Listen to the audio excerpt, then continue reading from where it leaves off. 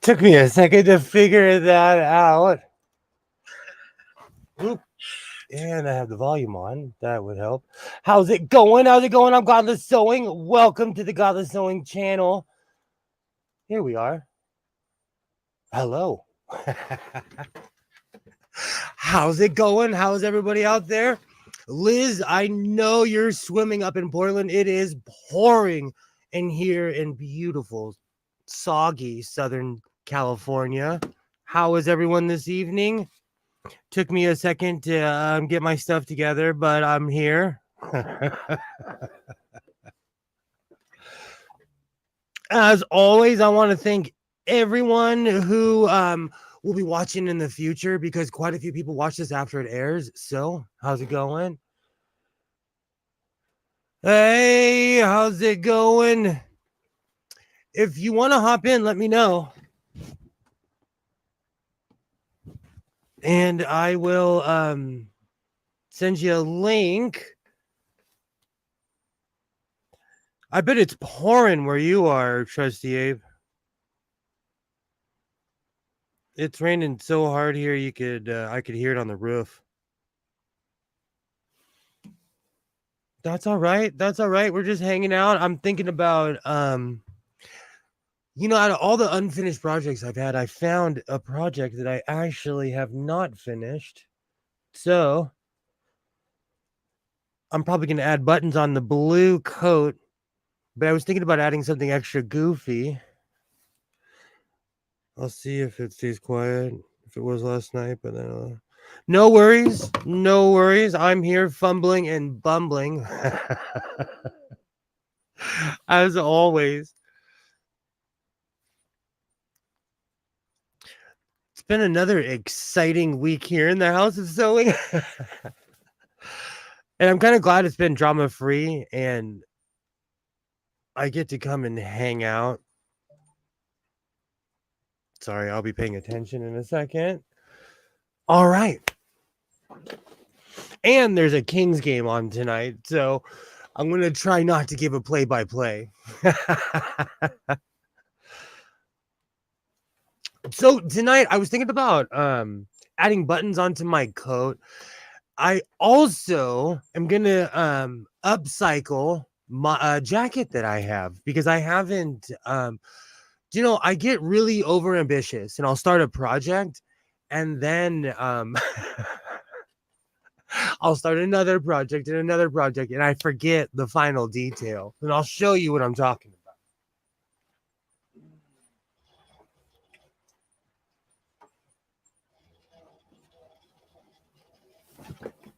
This I made on the sewing machine and it's beautiful. At least the back patch. I love this coat.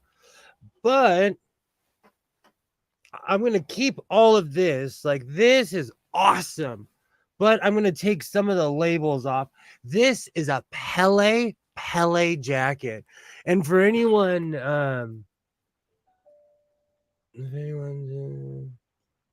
I don't do that so much. If anyone remembers Pele, this jacket is from the 90s. But I upcycle everything and it came out awesome. So I'm going to be taking the label off of this. And I can't find my seam ripper, so I'm going to use an X-Acto knife. And I do not necessarily recommend using an X-Acto knife, but I'm a professional. Says every person who literally took a motorcycle off a cliff, every person who ever said, "Oh, hold my beer." I'm a professional. How's everyone doing out there? It is pouring rain here. It's pouring so hard I can hear it. And if you hear that, that is the fan above the sewing room going berserk because it is so crazy outside. Let's see if I can get this from the back. There we go. I don't have a problem with, like, I'm not a label whore. I'm not one of those people who's like, oh, I won't wear this because it's this or that. There are certain labels I won't wear just because they support slave labor. but that's a different political speech for a different day. But I'm not like, oh, this jacket's from the 90s, so I'm not going to wear it. And as long as you pay attention with an X-Acto knife, I've put holes in quite a few jackets before, messing around with an X-Acto knife. So as long as you pay attention, you shouldn't destroy your garment. Hey, kids! How's it going? Hop in if you have the time. I'm just taking this label off for now. Perfect. Good old Pele. Hey, Mo, how's it going?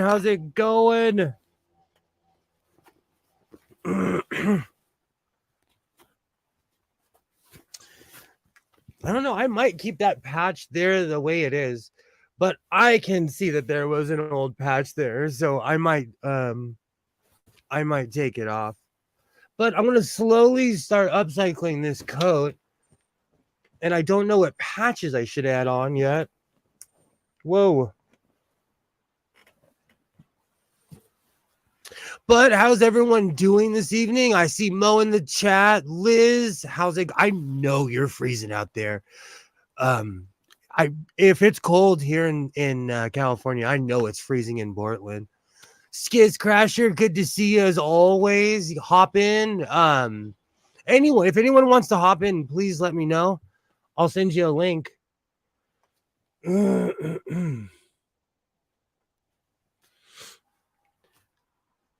I'm sure we're all dealing with weather wherever we live, but it is howling here right now.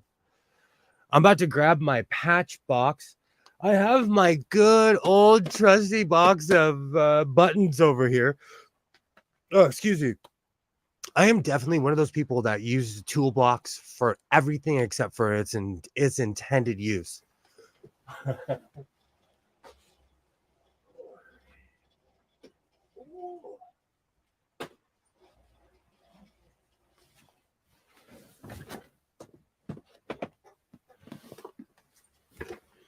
All right, so let me pull this out. All right, so what patch should I add to my jacket? Let me switch cameras and see if I could get this. Well, I am so sadly rusty. Yeah, it's crazy here too. It's drive safely. I think that's the theme of this evening is drive slowly. Like I'm a speed demon, and even I was driving nice and slow today in Southern California. And I was in my truck, so it was basically challenging anyone to go around me because it was raining so bad today. Yeah. Compared to where we live, Michigan is the frozen tundra. Yeah, it's gross. It's gross out here right now. All right. So, here we go.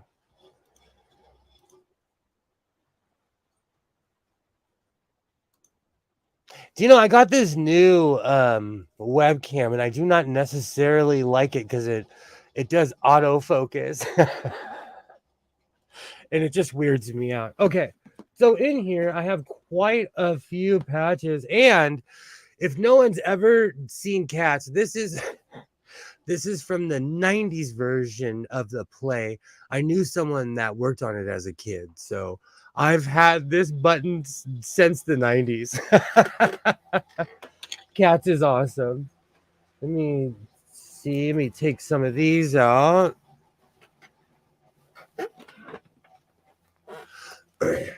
You know, people get really snobbish about their patches, okay? Like, this is a patch from a band in Portland, Oregon. Rum Rebellion, check them out. Great music. It's drinking music. May not necessarily be your thing. I'm into all kinds of music, you know? But I'm not above having a rare patch and also buying patches at the 99-cent store. I am not above it. I am not one of those people who's like a patch snob, like, oh, you have to get your Iron Maiden patch at the concert. Like, hey, if you get it on Amazon, no one's gonna notice the difference. So I'm trying to figure out, it's not necessarily the biggest space on the jacket. So I'm trying to figure out what patch I'm going to put on there. Camp Cherry Valley. Oh, Bud Dry. If you are old enough to remember the commercial, don't forget to take aspirin in the morning. Why ask why? Drink Bud Dry. This is actually homemade, and I cut it off of a t-shirt that I had when I was a kid, and I still have it.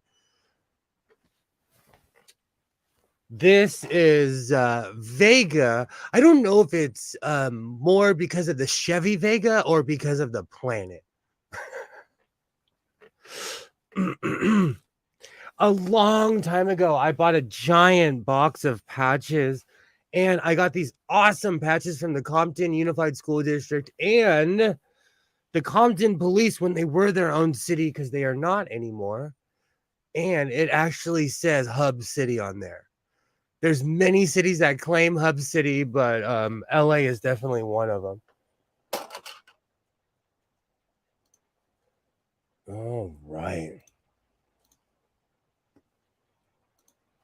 So I'm trying to figure out what patches I should put on this coat, because I'm in this weird phase in my life of finishing all my unfinished projects, because I have a giant volume of stuff, like an unreal amount of stuff that I've been sewing only over the past 2 or 3 years, if you really think about it. Let me make this. There we go. So I keep on trying to finish all these projects, because I start what I always call my over ambitious projects, like my blue coat, which I have yet to either put buttons or a zipper on. And tonight I'm gonna figure that out, but I don't know which direction I should go with that. Let me know in the chat. I also bought a ton of fabric. And I want to know where you live is paying $31 for 4.5 yards a lot of money. Because where I live, that's about average price without it being an on sale. So if you think about it, like that's almost $7 a yard.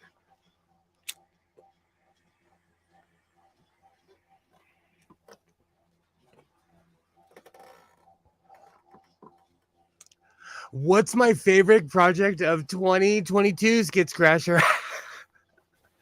I made a man onesie with jorts and a t-shirt. It was jean shorts and a jean long sleeve shirt.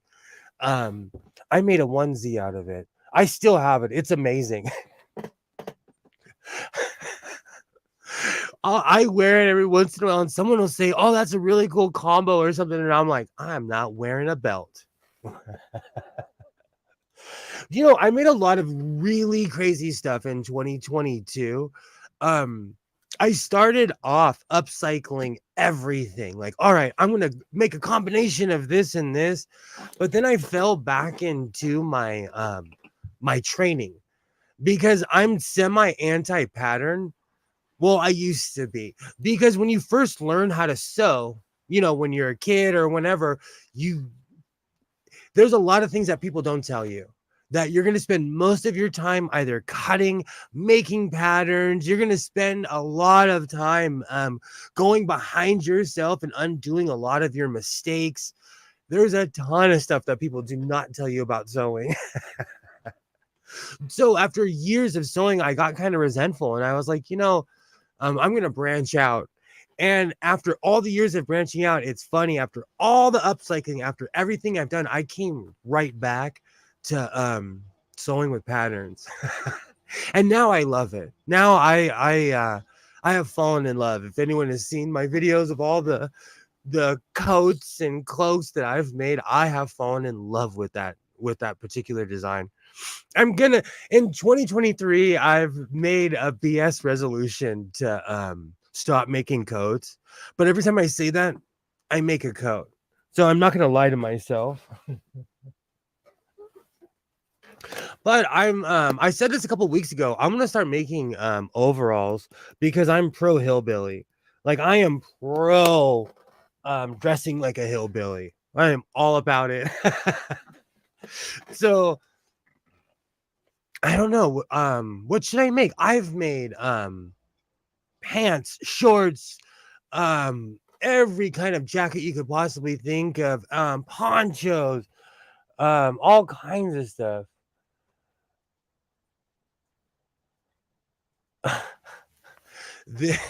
Thank you, Liz. This is my Crown Royal. Is it Crown Royal? Crown Royal jersey from a NASCAR team that no longer exists. This team was dissolved like I want to say 09 or 08, but I love this jersey. I have another NASCAR jersey, but I wear it at work and it's gross. It's gross. It's blue and you can see grease streaks all on it because I'm one of those people like it's cool to wear a hockey jersey, but I like wearing a hockey jersey and actually playing in it. Oh, that reminds me. What time is it?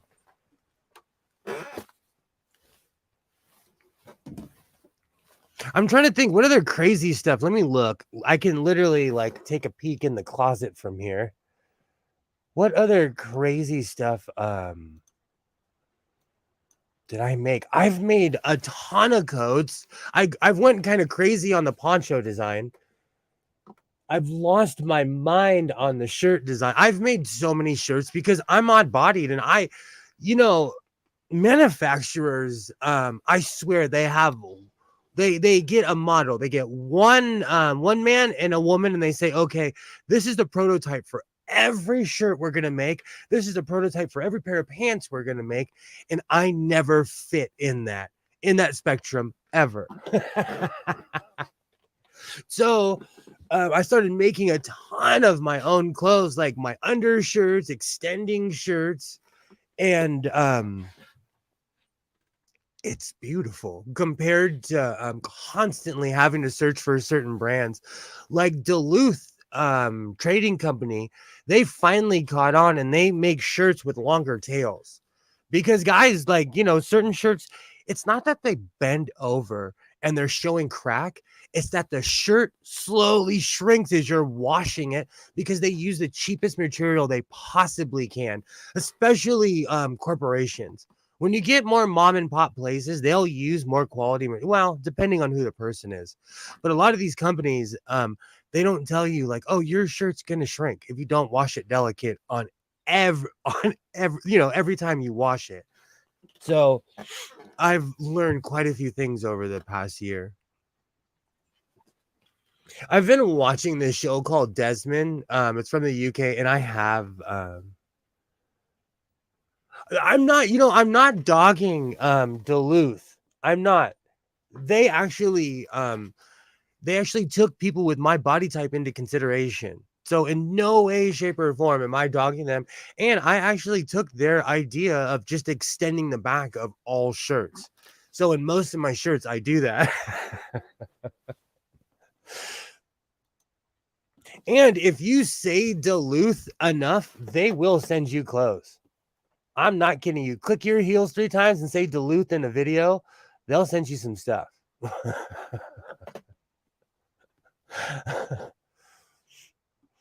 Singer, not so much. I'm going to, I never liked this angle ever. Just a note to my YouTuber friends. Singer, no matter how many times I scream, oh, I have a Singer sewing machine. I love Singer. No. I've even gone as far as sending them a video or two of mine. And to Levi's as well, because I saw a young man who looked like me who works there. So, if you ever need anyone to teach San Francisco, Levi's, I'm here. Whoop, hitting my microphone. I'm here.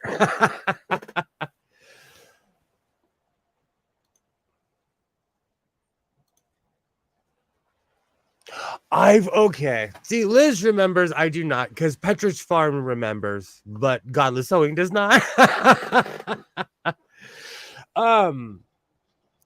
I did make assless chaps. I forgot about those. The poppy coveralls were awesome. I made so much stuff I can't even remember. And it's funny you would say that because I've been cleaning out the closet. I've been cleaning in general. I found all the cloaks that I made, when I didn't know what I was doing, and it's kind of comical because I look back now. The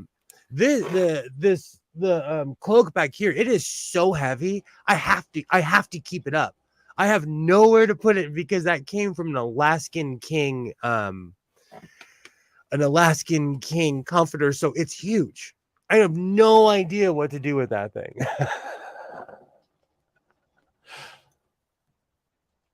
Duluth is like Washington or King. There's one in every city in America, I think. There's quite a few places like that. Or Lafayette. I dare you to find a state in America that does not have a Lafayette in it. I dare you. Little history lesson.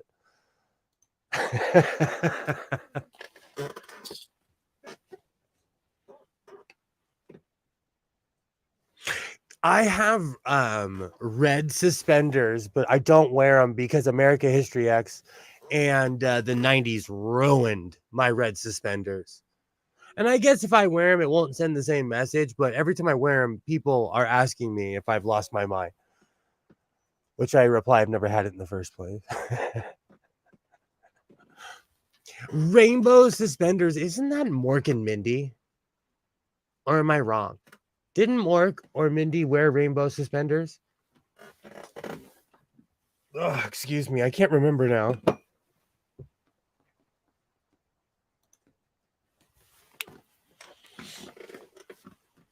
It is pouring rain here in California. I laugh how Southern Californians do not know how to act. They do not know what to do when it rains. Like, it is on the news, it's everywhere. And I'm like, how do you not know? Hey, Sydney, how's it going? How's it going? I love the picture. I love the cat picture. That's awesome. I've recently adopted a cat that kind of just hangs around my house and has for quite a while. So we've become friends. We hang out now. It's my backyard protector. And for someone who's not a cat person, I have become a cat person. Slowly. And I always say that, excuse me, I always say that the cat has adopted me. Because it really has. And I am truly not a cat person. I'm feeding it. We're hanging out. I'm telling it my philosophy on life. I'm sewing in the backyard, hanging out with the cat. It refuses to come in the house because it knows I'm going to put a flea collar on it the second it comes near my But it's awesome. It's awesome.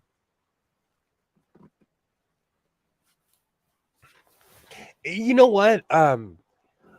Okay, so I'm an atheist. I'm not a spiritual person at all in any way, shape, or form. But the cat showed up at my house in my backyard needing help with one eye. The cat has one eye. And I don't know if you've ever played video games, but that cat's going to take me on a quest one day. I'm just saying. I am just saying.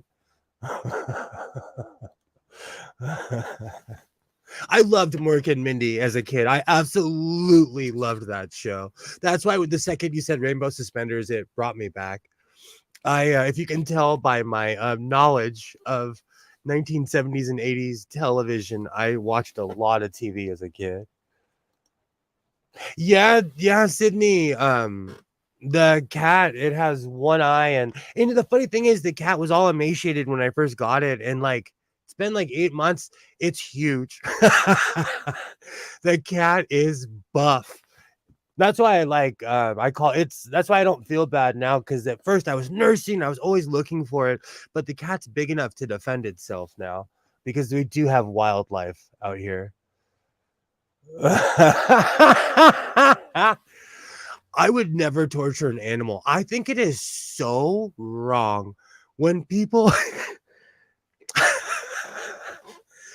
when people put like reindeer headgear on dogs. I think it is so wrong. It's funny for a TikTok video, but I think it's cruel when people put clothes on animals. If you have like a hairless cat, or like I used to own a Chihuahua, I'll understand. They're shaky animals. I get it, but like I am really anti cruelty to animals. I'm weird. I am weird. I always grew up with like dogs. I think it's weird what people do to animals nowadays. I think it's strange. And you know what? And I'm not going to say the internet ruined the world, but I think a lot of people are doing it for views. And you know what? I'm one of those idiots who obsessively watches cat and dog videos. So I'm not trashing the whole field. I'm just saying it's weird. It's weird. You've seen those people that like they'll dress their terrier like an Ewok. I think they need professional help. Leave your dog alone. And as someone there's Professor Hand. As someone who lives in the desert, I think it is cruel for people who live in a hot weather area and they own a husky or a mammal or a cold weather animal. Like, get over yourself. It drives me crazy. I still don't know what patch I'm gonna put on this coat yet. And I'm trying to make a jacket that I could wear to my son's school eventually, when he because he's homeschooled right now, but eventually when he goes to an actual school, because I there were quite a few vests that I had that had non-vulgar things on them that I would wear, but they still got looks from people, So it just depends. My dad had a book of people who painted their cats. That's cruel. I see. Don't let me catch you doing something crazy like that. Then I'll really get a viral video. Not a fan. I am not a fan. I am weirded out. Like animals. I think we've crossed that line in a society where we think that cats are people and that dogs are people, and that's okay. That's okay, because I treat my cat better than people. But there's a fine line between I love my cat and I'm exploiting my cat. Hey, butterfly, how's it going? How's it going? Yay. I'm just ranting about cats. I'm definitely I'm so proud of the fact that I finished a few projects. I put pockets on my trench cloak. I feel accomplished. And I can't believe I out of all the mayhem that goes on in the house of sewing, I never finished my blue coat. I love how that coat looks too. And I've made quite a few things. I was thinking about like what Liz was saying earlier. I was thinking about doing a review video, but like I don't know if anybody wants to see the 40 something items or 50 something things that I made all last year, because I was going through all my clothes and there, you can't see it because I hid it away from the camera, but next to that rack is a stack of coats that I've made. I gave a lot of clothes away to charity. And quite honestly, I have a lot more to give away. But I'm thinking about giving thank you. Thank you. Do you know, I never realized how much of an unreal pace I have until I was watching a YouTuber called Yorkshire Sew Girl. If you're bored, check out her channel. I love her channel. She just talks about life and sewing. And she went off about making a coat and how hard it is. And I was like, well, it is really hard. And she's like, I made one a month. And I'm like, I make one a week. So I'm thinking, I just didn't realize how much of an unreal pace that I sew at. And it's because I'm a real life insomniac. I cannot sleep at night, says the guy who's drinking coffee at 7 o'clock in the evening. But because I'm a insomniac, I a long time ago when I was a child, I'm not kidding you. We're gonna have godless sewing story time. So grab a cup of tea, grab a cup of coffee. When I was a kid, I could not sleep at all. So my mom took me to the side one day and was like, "Look," and it was life advice, and I took it to heart, and I still do it to this very day. She said, "Look, if you're gonna stay up all night, do something useful." And so it doesn't matter whatever I was into at the time, no matter what. If I stay up all night, I end up doing laundry. So I'm extremely productive with my insomnia. And I've been doing laundry since I was like 8 or 9 years old, basically. But I'm one of those people where I try to stay productive. And sewing is a one person sport. I've always been into like what's called one man sports. Like I still own multiple surfboards. I still go on bike rides with my son. And if he doesn't want to go, I'll go by myself. Like I still own a skateboard. I have my own hockey net.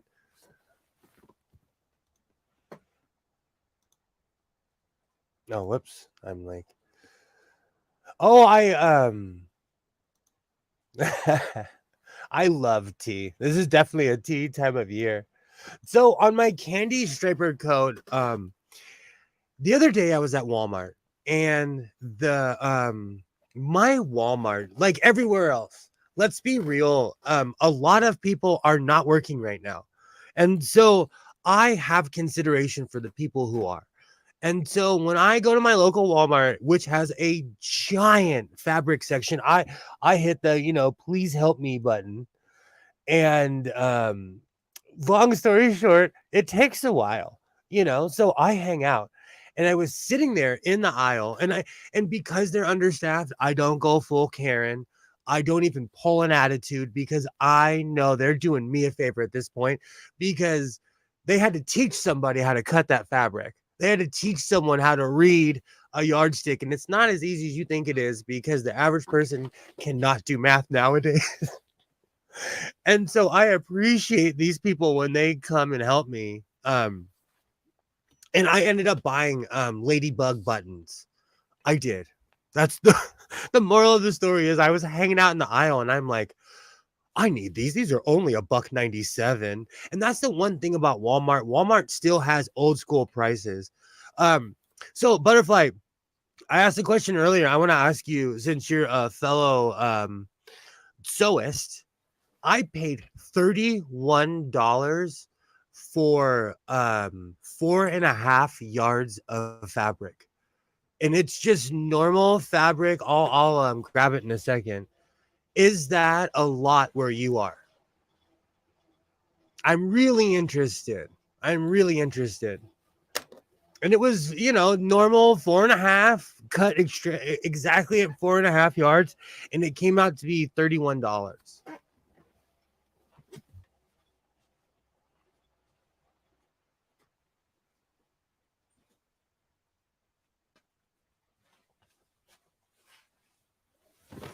It depends. I guess The reason I'm asking is because I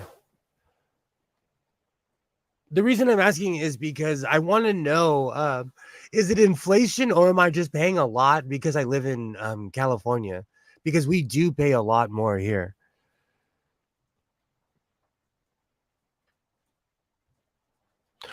Oh, wow. I'm actually paying less. Oh, wow. So that's not. Okay. I was so curious because it does depend on the material as well. But where everything is so expensive here, I can't even tell anymore. Liz, I feel so sorry for you because it is howling right now. Here where I am. Excuse me. So I can only imagine how gross it is where you are.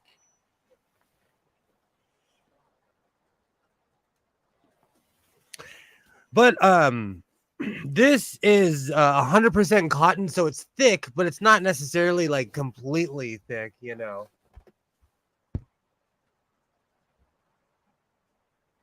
But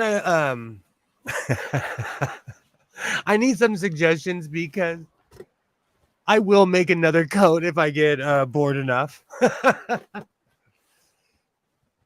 But that's become my thing. Like I've become 2022 was definitely the year of the coat maker. Thank you, Liz. I love my ladybug buttons because I'm so standard of like all the buttons and all the stuff I have. Um, it's a little bit below canvas. It's like wannabe canvas almost because I have real canvas and it's thick. Like I I have automotive canvas and you could jump on that stuff. This is like almost wannabe canvas.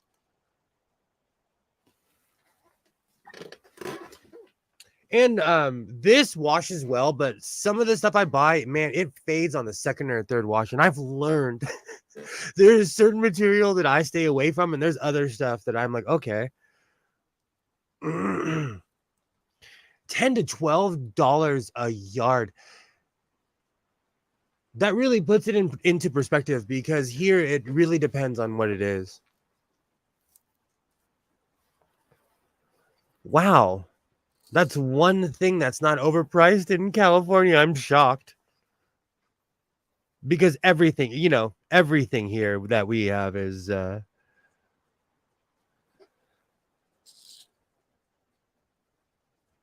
make a men's long sleeve caftan. How's it going? How's it going, Gen Xoista? Awesome, awesome. Make a men's caftan long shirt. It's been a while, and I have a some of my old videos are hard to watch. And I have a I made a caftan, but I've learned because when my father hoarded material for what reason I'll never know. So when he passed away, I had a ton of material and he had this wannabe drape material, and I'll show you why I no longer. So I made this hat out of a drape material, and when I say drape, I mean like actual drapes that are hanging in the house. But the problem is it frays so much. I don't know if you could. I heard it rip earlier when I put it on. There it is. It completely rips. This is an awesome hat. I love this hat, but I made a denim version of it, which is 10 times better. But I had to stop working with this material because it just does not take the wear and tear at all. So I've had to learn there not all materials are created equal. Man, it's getting cold in here. Alexa, what's the temperature right now? Right now, it's 54 degrees Fahrenheit. Do you know what's so funny? To someone where I'm from, that's like that's frozen tundra. To anywhere else, they're like, oh, it's 54. That's a summer's day. I like that. I really like the men's captain idea. I have do you know what's really funny? I was thinking about doing that with my canvas, which leads me to another thing. I have a ton of pleather. I don't know what to do with it. And it's bits and pieces. I'll pull it out in a second, but it's a mess. Like my pleather has become a burden in this room. And I don't know what to do. I'm thinking about making a superhero like like full on anime superhero shirt or something, I'm gonna go grab it.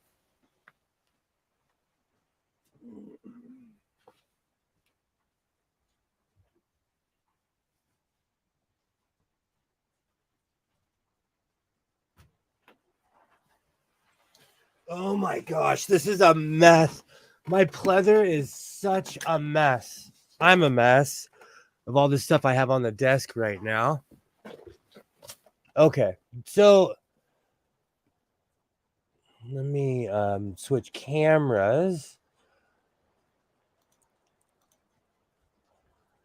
I have a ton of pleather. It's green, gray. Excuse me.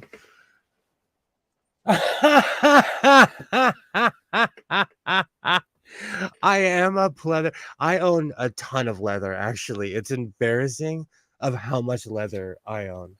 Okay, so this is all vinyl and fake leather. Let me see if I can get this without dunking it in my coffee. Oh man, it's really howling outside. Okay. There we go. So that's just leftover leather. But I had 12 yards of this. I had a giant roll. I made a bunch of vests. I made a pair of pants, but that's not for this live stream. But I have a ton of this left and I don't know what to do with it. And I have quite a bit of the gray and the green.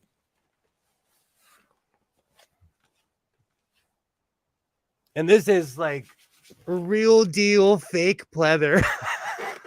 I call it pleather, but it's vinyl. There actually is a difference because this, whoops, wrong side. This is pleather. And this is vinyl, and I know you can't tell the difference, but there is a difference. And I don't know what I'm going to do with the brown because I have a rule of not wearing something that's the same color as myself. So the brown pleather will probably never be used.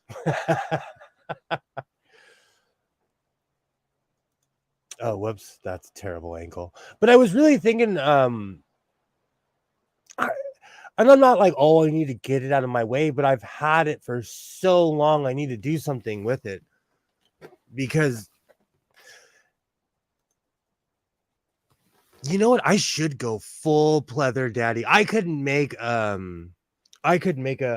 full suit with all of it. Superhero pleather daddy. Oh, that would be funny. My beard is coming in nice and gray too. I don't know what to do with this because when I stack this with the rest of my fabric, stuff falls off of this. So my pleather is becoming a burden in the sewing room because I can't stack it with all my other fabric.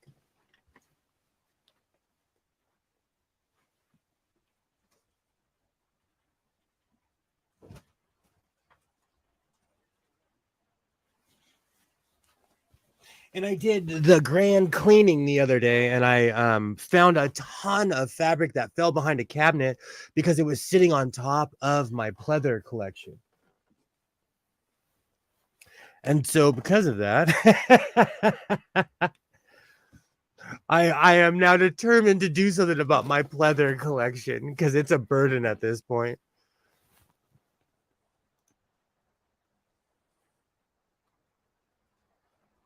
I could, you know what? That would be one heck of a stitch job. And the thing about when you're sewing leather or pleather in general, you have to have a longer stitch because if you stitch it on a tight stitch, you're literally cutting it. Man, it's been a while. I used to work with pleather on my Bel Air sewing machine because my Bel Air, it will punch through anything. That and my dressmaker. I still swear by my my dressmaker sewing machine. I love that thing. Oh, Liz, I could make a mask. I've been I've been seeing because I Twitter when I shouldn't. Let me tell you, Twitter is awful. Twitter is a chum bucket, but I sure will sit there for 45 minutes like this, like, oh, Twitter's awful as I'm scrolling on it. But I recently saw someone getting trashed for wearing a leather mask. And the ironic thing was, my first thought was, I can make that. I can totally make that.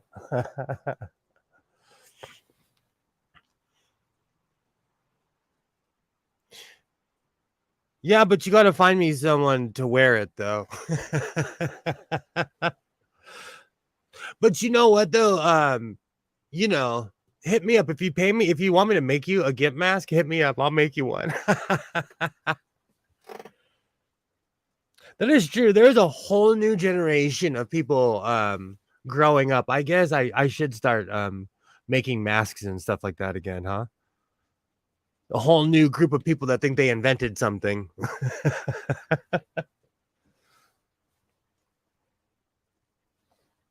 Here in Los Angeles, which I know is a shocker, the leather community is humongous.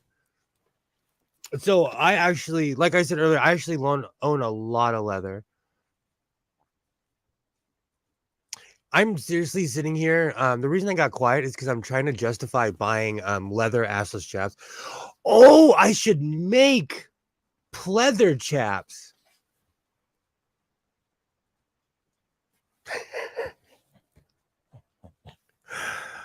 I need to write that down. Where is my book of bad ideas? Where is my book of I like that?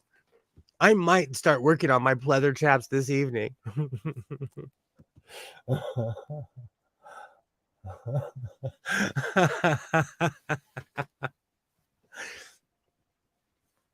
Do you know, with my cowboy hat, no one would question me, especially with my recent choices in clothing. No one would question me.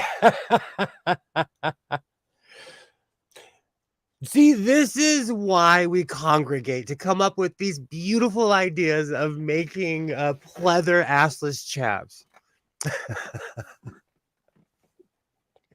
I might start working on them tomorrow. I would right now, but I don't feel like pulling out my my cutting. I have a table. I have an old plastic table that is my cutting table. It's a 6 foot like party table. It depends on what you're doing. Um, it is difficult to work with. But the funny thing is, I started out working with more difficult material. So quite honestly, I don't know any better. So I would say no. But if you ask someone who works with pleather, they're gonna say yeah.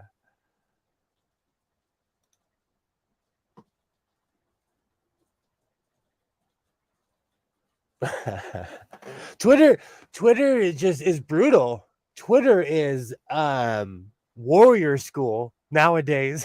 Twitter is brutal. No one wants to see that. I work out and no one wants to see that. No one. uh and pleather mankini sounds awesome, but that's just gross. That's just gross. You need a material that breathes. Wearing a pleather mankini is gross.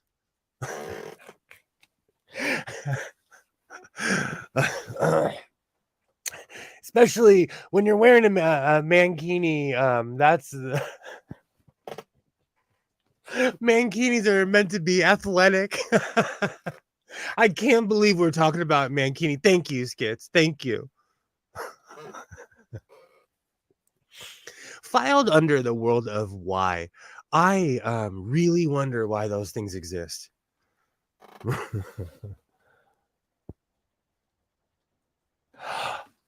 Again, another awesome. That's another awesome idea.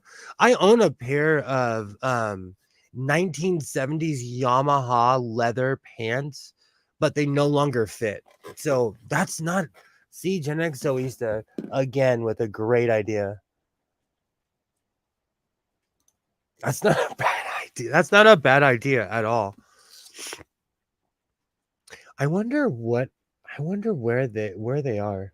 I have a pair of that I bought a pair of pants at a swap meet. I have famously purchased all kinds of really awesome stuff. I bought a 1970s Star Trek uniform at a swap meet, and the guy was like, "Do you know what that is?" I said, "No, but I'll give you $4 for it." And he's like, "Ah, okay." I walked away like, "Oh, this guy has no idea."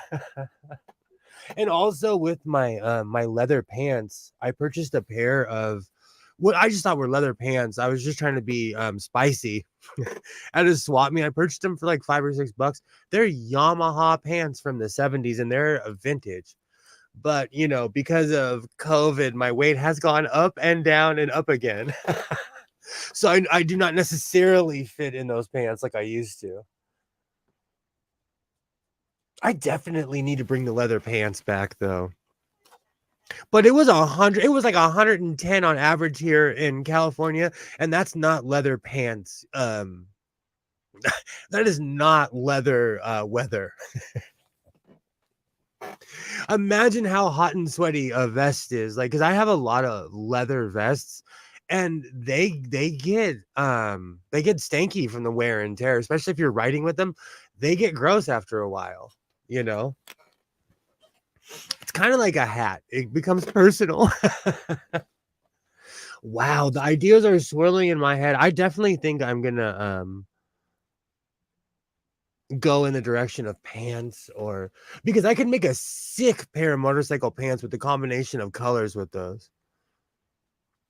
More godless sewing advice from somebody who's actually worn leather in desert conditions. It's fun for the first 3 hours. Anything after that, you start smelling like the leather you're wearing.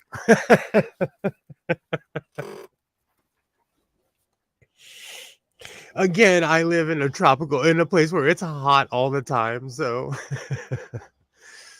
actually I'd probably wear more leather if I lived in a cold weather city, because I do own quite a few leather, but my leather is old, like, and I'm not one of those people that goes out and buys brand new leather coats. Like, most of the leather I bought was at thrift stores, so it wasn't like I'm not a I'm trying to justify buying leather. Okay, I didn't do it. I just like the coat. Oh,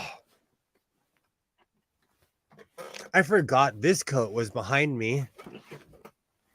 So, for people who weren't here earlier, this is my 1990s Pele coat. I made this patch from scratch. This head is from an old T-shirt. And then each, here, let me make it bigger.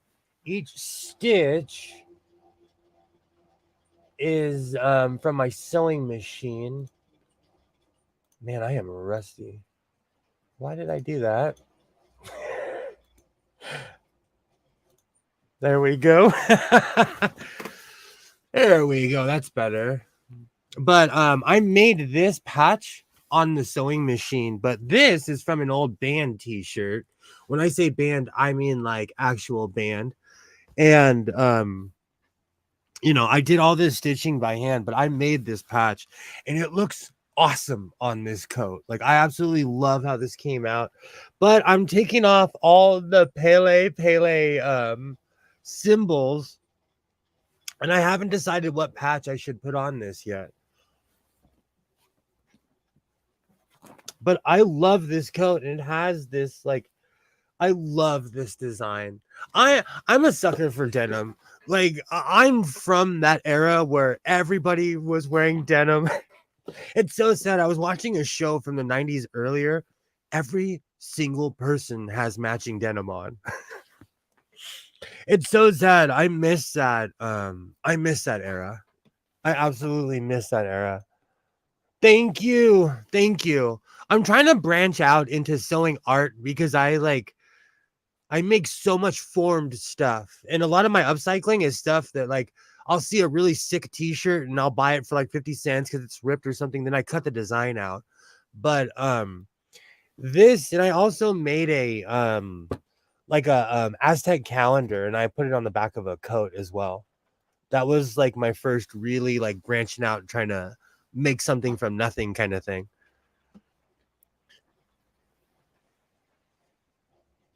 It's, I was going to I actually have quite a few patches here right now. I was showing a few earlier, but it is so extensive. I have what I call my right wing box. I've my pops was in the NRA, and I didn't realize that every year they would send him a patch. I found this envelope. I was like, holy patch hoarding Batman. Like, I could not believe how many NRA patches. Actually, there's some are right here that he was hoarding. Oh, King scored. Let me move this. I have let me see, I'll pull this out. Where is, there it is. Okay. So I have a ton of patches like this. This is my Rum Rebellion patch. It's a band from Portland, Oregon. I said earlier, go check them out. They're awesome. It's you should check it out. I'm into all kinds of crazy music. But I have a ton of patches like this. Like there was another band called Hungry Girls. I put it on one of my I put it on one of my coats. It's a super rare patch. I also am a patch geek. So I have a ton of patches that I've made. But like I said, I also have like this NRA lifetime member.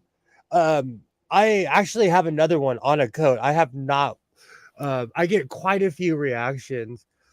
I love this patch. Excuse me. I used to have it on a coat, but it got quite a reaction when I lived in Hollywood. It says versatile part Arab. It's a horse patch. Literally got it from the person who owned a horse who looked like this. And I have I love these old school patches. This is a Samboree patch. For anyone who's an RVer, they'll know what a Samboree is. But I love patches like this. Like this was made in a machine, but this was also made with love. Like if you look at the details in this patch, it's unreal. And this is from 78. I have, of course, because I'm a total sci-fi homer. I have the I have the Stargate patch.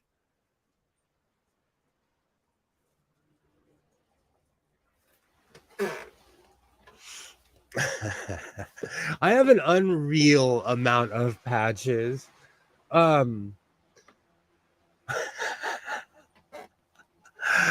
I started making heathen patches when they're in the atheist community. There was this huge debate of should you use the word heathen or not, and I'm like, it's a word, bro. It's a word. And it also reminds me of my pops used to always be like, what are you heathens doing? Oh, you heathens need to go to church, or like, so it's more of a personal thing. Like, and let me tell you, you don't own the word. Sorry if it hurts your feelings. You don't own the word heathen. I love this patch because I'm a horse nut, but this is an old school patch and people just can't take innuendo anymore. So I don't wear it.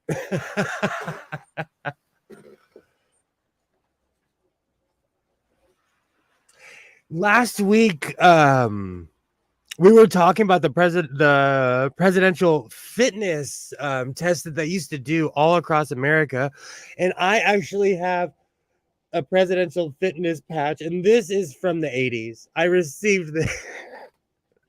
I received this back in the day. Oh, it makes me laugh.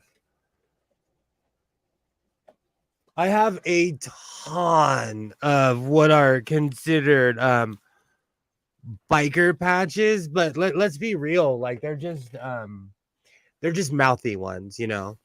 In my defense, I was left unsupervised. Oh, the Kings scored again.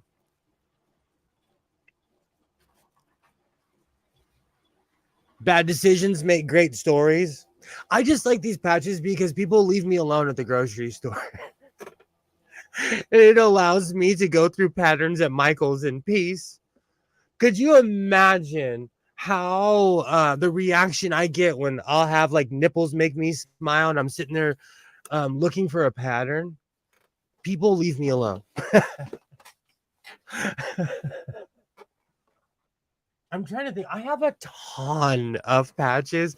I have patches from an old Notre Dame jersey I used to wear in elementary school. Excuse me. Because I was raised hardcore Catholic. You know, my parents would buy me anything that was like Notre Dame or, you know, anything that had to do with Catholicism. So I had this really sick jersey, and over the years it got ratty. You know, it was literally from 35 years ago. So I cut the patches off. And I still have, I've incorporated it into other stuff, but I still have the letters. And these letters are like 30 something years old. Of course, I have dolphins. For anyone who ever wonders why I put dolphins, you know, well, I'll put a dolphin emoji or something. It's Hitchhiker's Guide to the Galaxy. So long and thanks for all the fish. So if you ever see me throwing a dolphin emoji, it's literally Hitchhiker's Guide to the Galaxy. It's nothing even personal. It's because as a kid, I had the original Hitchhikers to the Guide to the Galaxy on VHS, which I still have. And I watched it until the tape wore off. So I love the original Hitchhikers to the Guide to the Galaxy, the BBC version. Absolutely love it, and I like the New Age version. For anyone who wants to judge, I love Mos Def. So I have a ton of like my early patches, and it kind of makes me laugh because these are awesome. That's on denim. I made that. That's on denim. Tons of belt loops. I have a ton of patches in here. I'm obsessed with the word more because that's what I am. Like, I'm obsessed. I have a ton of more patches. Like, if my sister is watching, I have all of your old Girl Scout patches and I'm wearing all of them. Come at me. Come at me. I took your vest. I'm slowly chipping all the patches off of it. Come at me.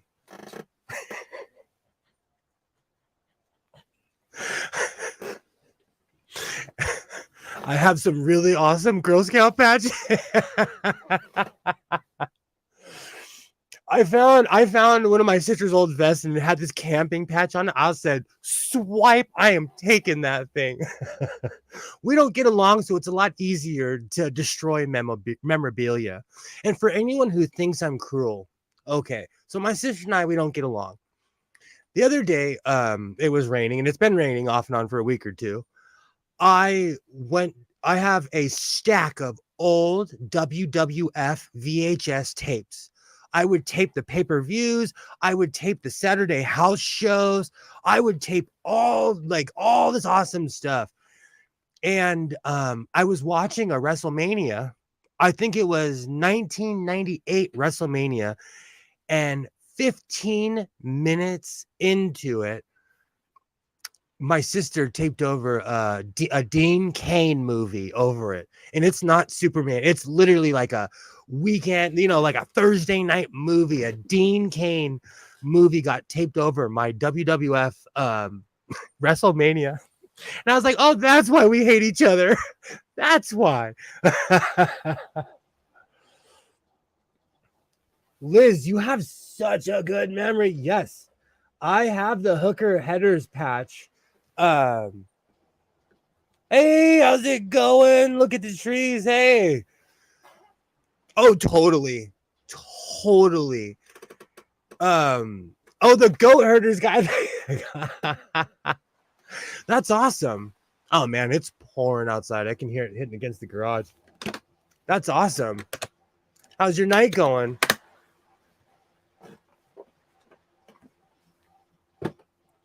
Let me see. I think the Hooker Headers patch is in here.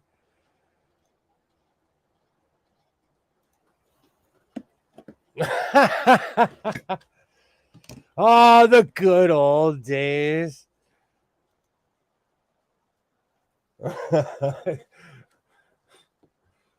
Oh, here we go. Here we go. Yeah, I totally still have this. I put it on a pair of pants, but it sent out the wrong it sent out the wrong message. So I took it off my pants. People thought I was advertising.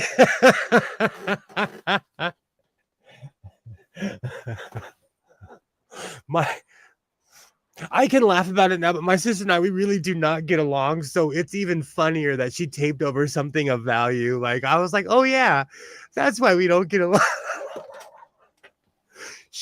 I'm not playing and she's not playing.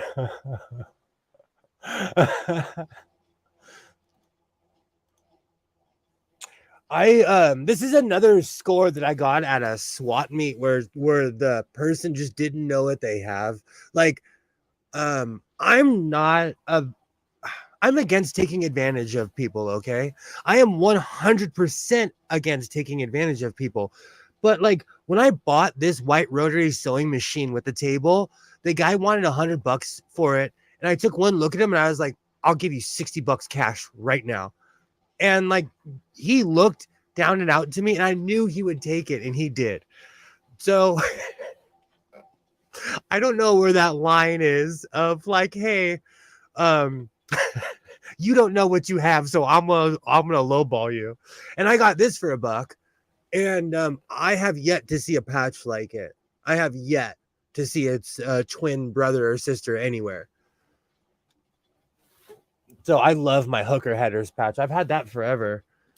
I forgot about that patch. And for anyone who wasn't here earlier, why ask why? Drink Bud Dry.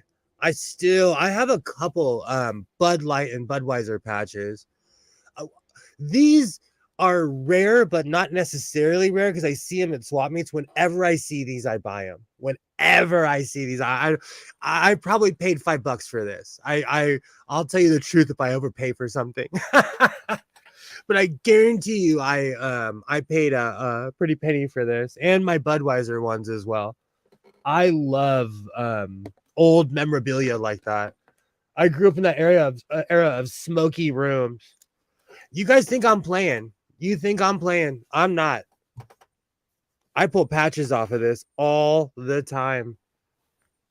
Calendar sensation 1987, yoink. How terrible is sibling rivalry? It's just terrible. Hey, Mark. How's it going? How's it going? I'm just showing off my patch collection. I forgot how many cool patches I have. I have a ton of awesome patches. Yeah, Butterfly, I'm not playing. My parents were heavy into the Scouts, and so all my brothers and we were all Scouts. So I have all the patches.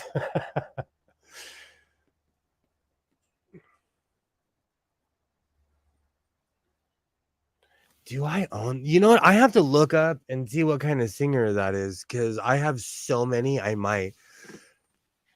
I actually there was a gentleman who I started making patches by hand on my Viking, and there's a guy I got it on Facebook. I'll look it up, but he's an autism a dad of he's a dad of an autistic teenager like myself. And so I watch his stuff, but he started making patches, and I'm like, dude, you sew?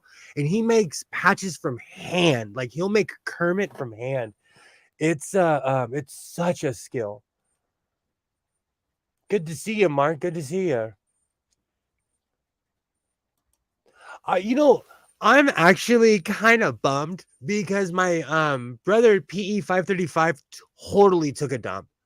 I thought it was just the I thought it was just the arm, but there is something wrong with my machine where it is not catching anymore. So it might the stalker machine might actually get a Viking funeral because I think I might upgrade to a better machine.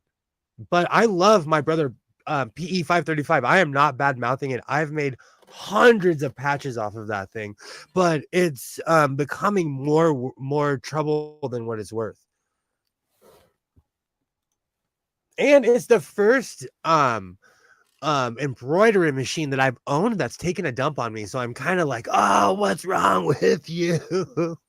Why did you die on me? I'm like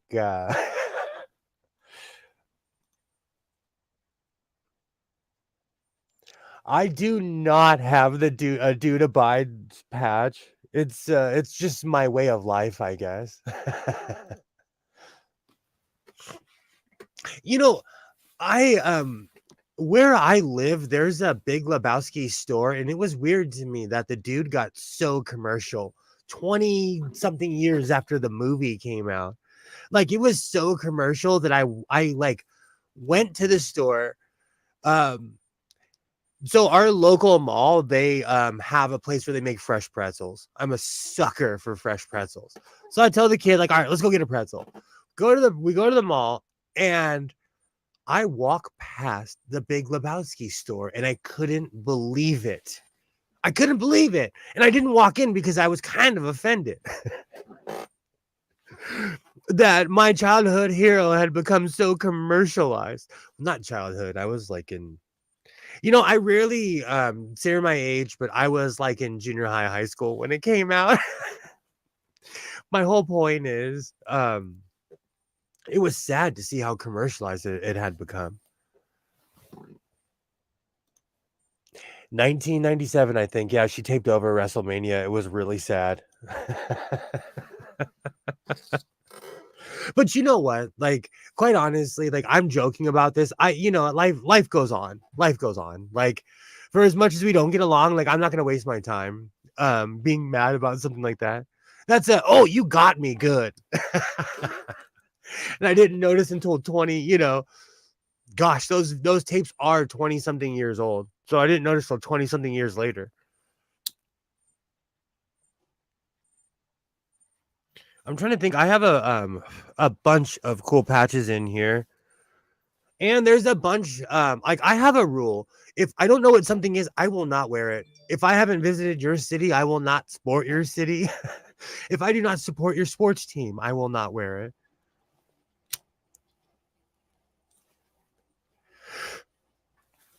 But I'll totally wear Day Camp 1986.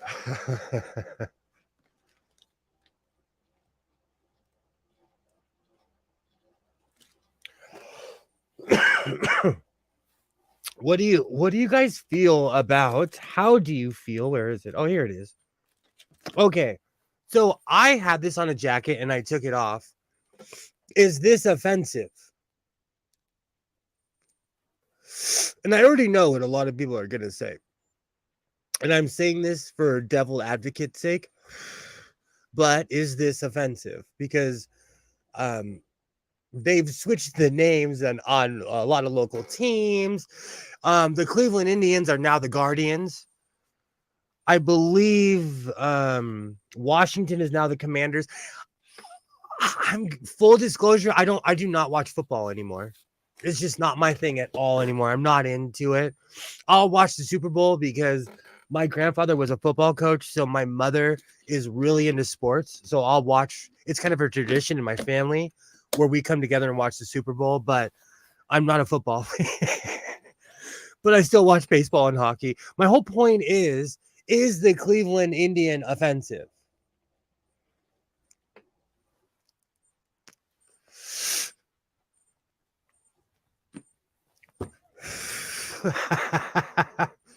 I grew up. It's funny you would say that, Skits. I grew up in a Raiders and a Rams household. My mother would take me to Rams games because she grew up in old school Los Angeles, and my dad would take me to Raiders games because they would allow him to get blitzed, just absolutely blitzed.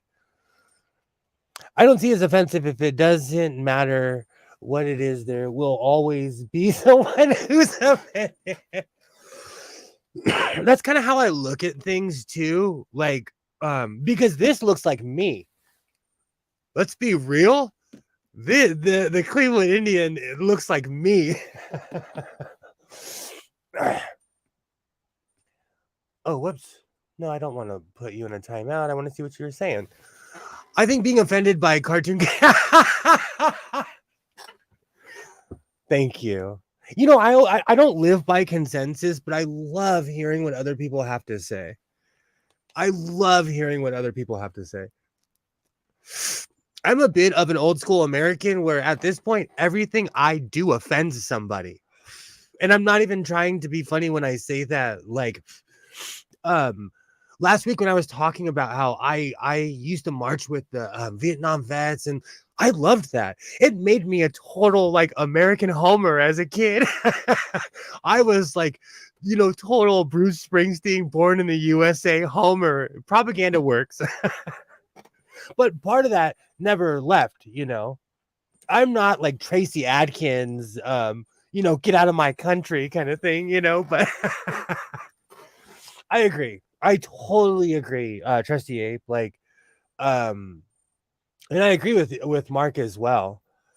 No matter what you do, you're gonna offend somebody. People ask me all the time, what do you know about NASCAR? Man, I'll bore you with what I know about NASCAR because I grew up watching it. I grew up watching a lot of TV and sports as well, you know. You're right. You're right. Recently, my mere presence set somebody off, and I am seriously, I'm on that whole trope of no matter what you do, you're gonna offend somebody because nowadays people lead with "you hurt my feelings." I come from a much colder generation of human beings, and keep in mind my parents were in their 40s when I was born. So I was raised by people that were from a whole different world. So I clash with a lot of the new world politics just because of my home training. And I'm not saying that I disagree with anyone I consider on the other side or, you know, but there's a lot of things nowadays where I'm like, wow, you're offended by that.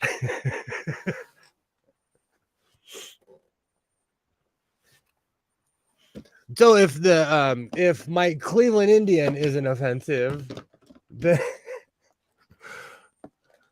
oh, here we go. I have this guy, and where's the other guy? Oh, I was told by someone a long time ago that this is offensive, but this is supposed to go opposite arm of this on a coat. But you know, no matter what you do, it's gonna offend people. I love this patch.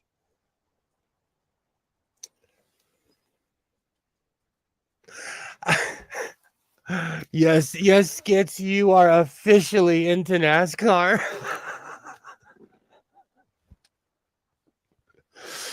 Oh, if you are ever on my side of town, I'm gonna take you up to the ranch.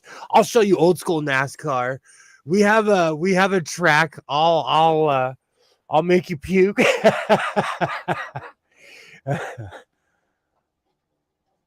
I agree. I think that's part of the problem too. one of the reasons I clash with people is because I was raised in a really hardcore setting, and so I kind of have that oh well mentality, and it does clash. It does clash with people today because I'm like, oh well, oh well. Right now, if my sister saw me talking about her vest, she would laugh and be like, when I see him, I'm gonna punch him in his face, and then she would. Because we come from a different universe. Oh, I almost steal that. Some people do need to take a bite of concrete. I love my Spartan patch. These are more patches that if I see them at a swap meet or something, I run for these patches.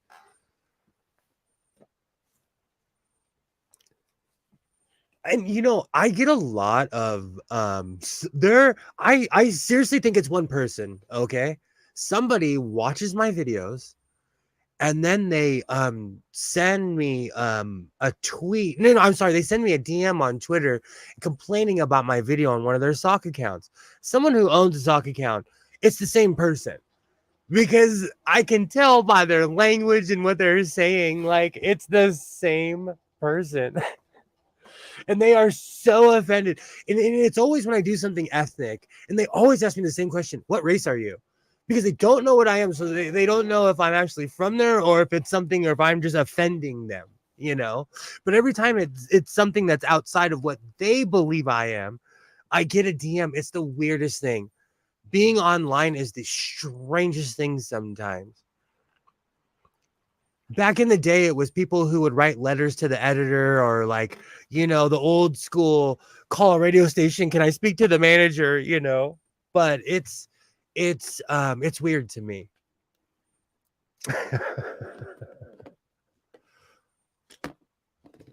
But no matter what you do, I gotta complain. Oh man, where do I start? First, I get the you talk like a white guy all the time. All the time. This is why I think it's the same account. This is why I, because they've been trolling me for about almost a year now. And it was when I started making sewing content. So something triggered them. And I've graduated from like my crummy videos of making caftans where I barely knew what I was doing to actually reinforcing my seams. I'm from the Gen X era, so it's not inherently offensive to me. If someone personally had a problem with it, I would understand that, though. I see both sides.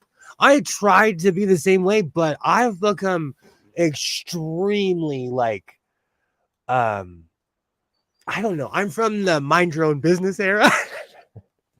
You know, this is a perfect example. If I don't like something, I just do not participate. That's it. If I don't like something, I'm like, oh wow, I'm not you're going somewhere where I refuse to go. Done. But I've been I don't know, I get the weirdest complaints, or they're like, oh, I don't like your vest, and I'm like, don't watch my channel.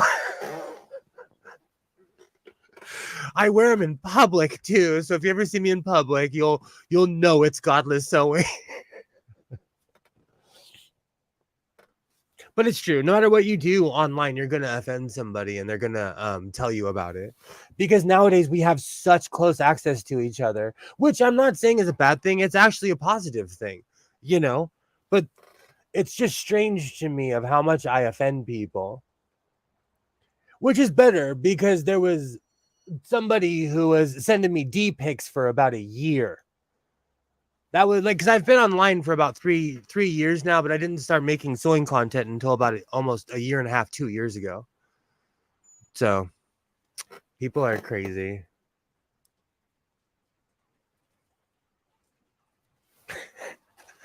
I've been watching this show called Desmond. It's from the UK, and it has the most ridiculous opening theme, and I just have it stuck in my head. When the weather's terrible, I just, you know, I start sewing, and I start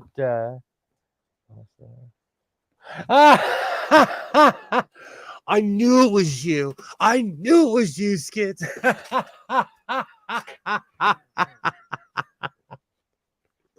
Oh, you guys, don't, you gotta be careful, man. I'm gonna need my inhaler.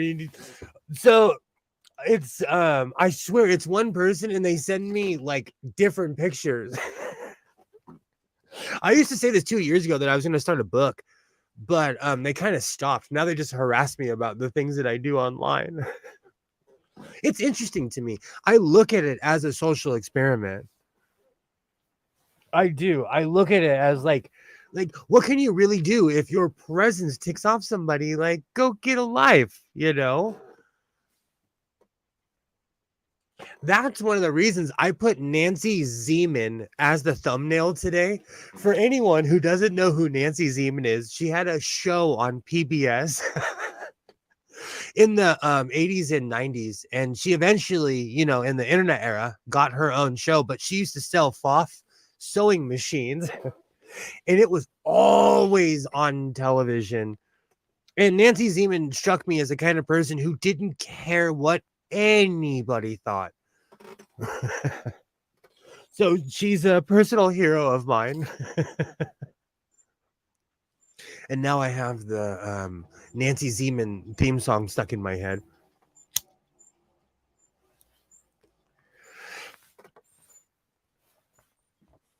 I laugh because I used to I have a ton of these handmade patches, and like I started making real rockers, and I laugh about how much I've graduated in the past 3 years of making patches in general.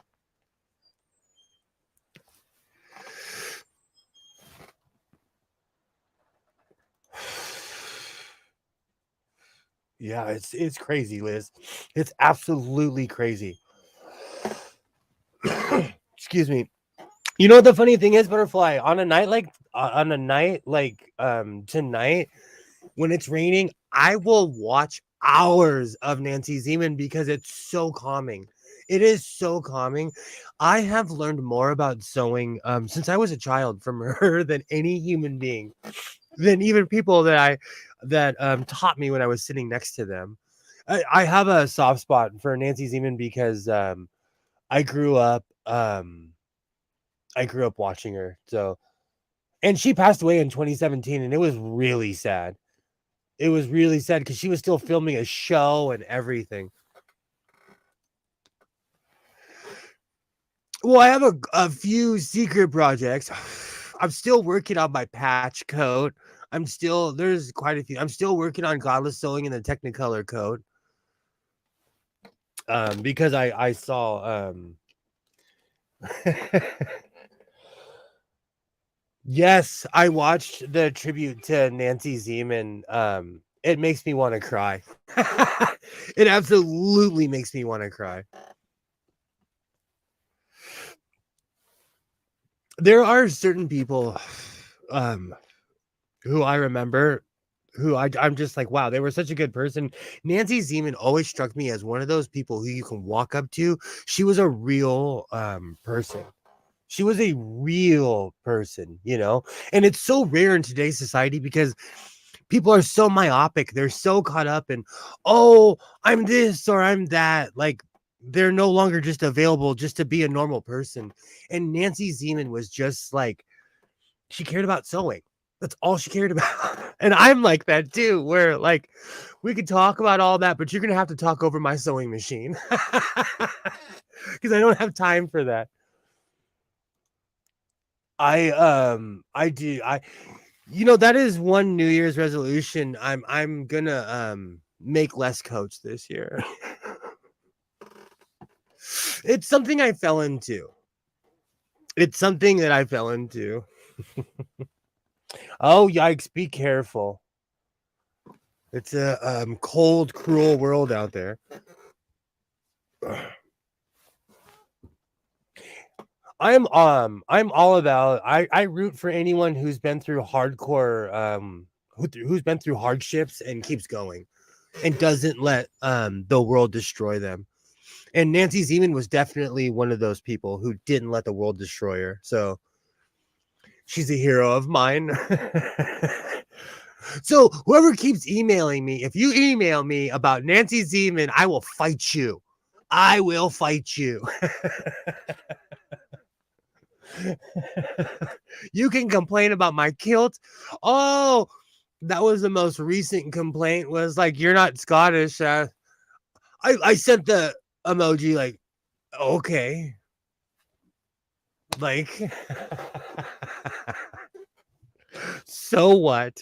So what? It's a strange experience being online, because people hate you and they don't even know you.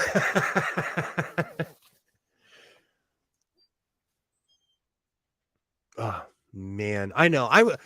What other big projects am I thinking about? I'm definitely thinking about overalls, because when summer comes around, I wear overalls. Nothing. I wear overalls, like, loose fitting clothing, because it's so hot here. So I think I need a variety of overalls. But I'm also thinking I need to go to downtown Los Angeles to the fashion district and buy just a giant roll of denim, because something like that is going to take a lot of denim.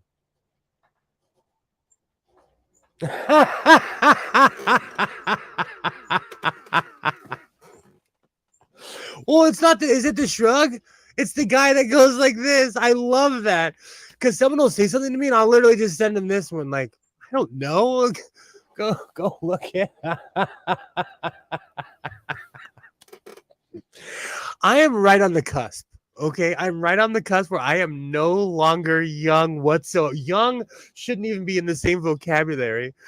I I didn't have computers in the classroom. I'm from the last generation of people that got their ass whooped by their parents. Emoji. I still use emojis.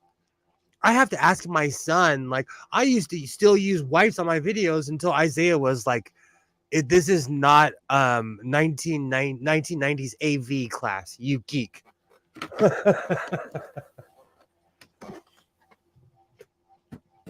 I'm a bit aged. Do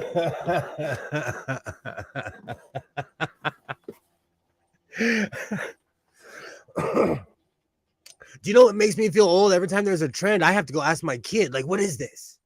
What is this? What are people doing? What is this dance? Why are they doing this? What does this mean? Do you know, I am so old that today I found this bag of clamps, because I finally put all my Christmas stuff away on the 9th. And I was so stoked because I found a giant bag of clamps. For people who sew, having clamps everywhere is important.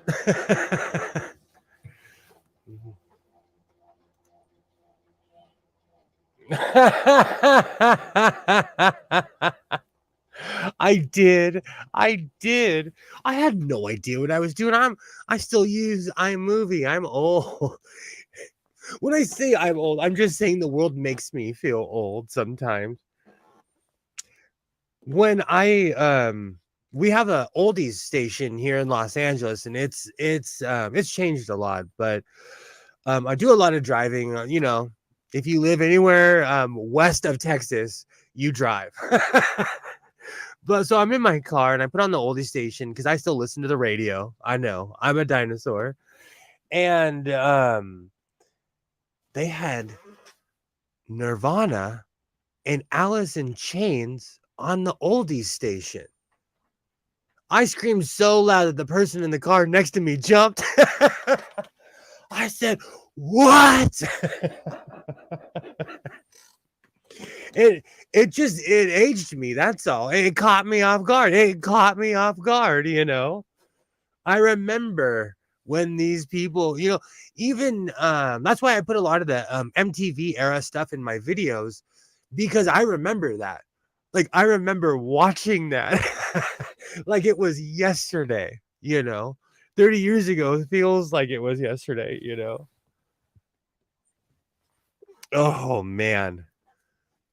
That is one thing the internet has exposed me for, is how much like how hip I wasn't. because people will be like, "Oh, I'm into this and this," and I'm like, "Wow, I've never even heard of that. I'm sorry, I'm sheltered. I am a sheltered human being. I apologize. I've traveled and I still feel sheltered."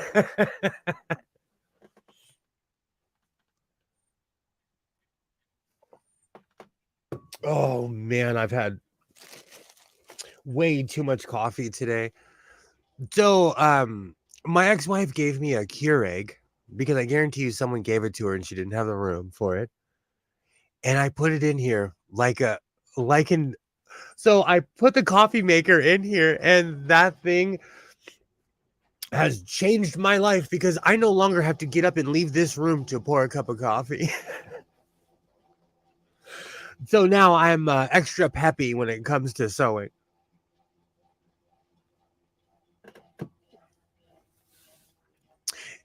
You know, I really don't know what I'm going to make next. I'm trying to think. I have so many projects. Like, part of me needs to go, like, part of me wants to go through my closet because I was shocked that I hadn't put buttons on my blue coat. I love that thing. I wear it in public and I completely forgot that I didn't put buttons on it. I have quite a few projects that that's why I've been making a few videos about, wow, I added pockets because it's taken me this long just to finish the project because like anybody else life gets in the way. If I was paid to be a tailor, I would have a ton more stuff out for as much as I sew. I've said this before, and another reason why I get so much done is because I have a sewing machine at my job.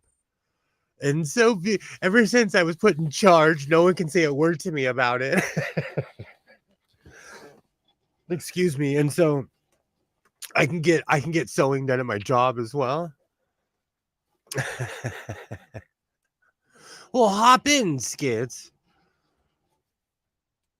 This fan above my head is killing me because I know it is we have to have at least 20 to 30-mile-an-hour winds to have that fan going because when I put it in, I put it at an angle so I hear it grinding against the ball bearings. So I know it has to be blowing outside. And yes, people from warm weather cities are not used to rain. I'm sure people like, do you get monsoonal weather in where you live? I'm asking the entire chat. When I lived in Arizona, everybody would say, "Oh yeah, the monsoons, they come during the summer." No, it rains for real. Like you'll literally be standing there and all of a sudden it's torrential downpour for 15 minutes and then it's gone. It's the strangest thing.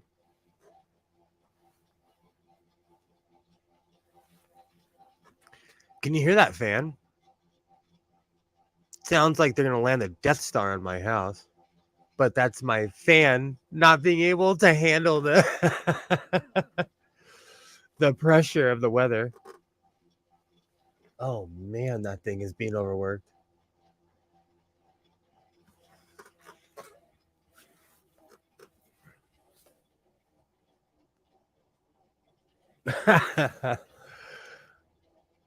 That, you know what, you're right. We have had a huge drought here.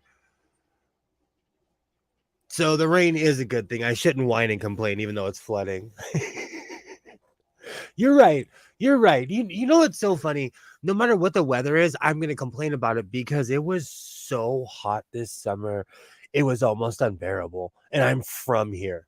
It was so hot. It was unreal. And I promised that I wouldn't complain during the winter, but here we are.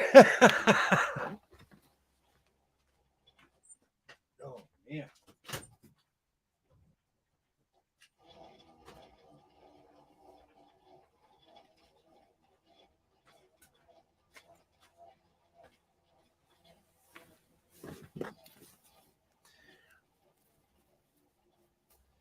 So is there a drought in Texas? Like we have to conserve water. We have water restrictions. Neighbors literally tell on neighbors here. We have heavy restriction.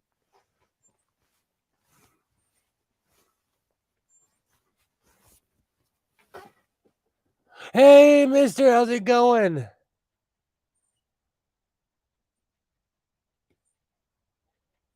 I love pop music as well. I still, I'm a geek when it comes to that. I'd still dance around. Like, I love that old stuff.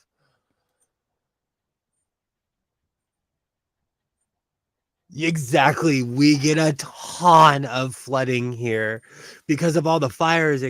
We clear large swatches of land here because we're so fire prone.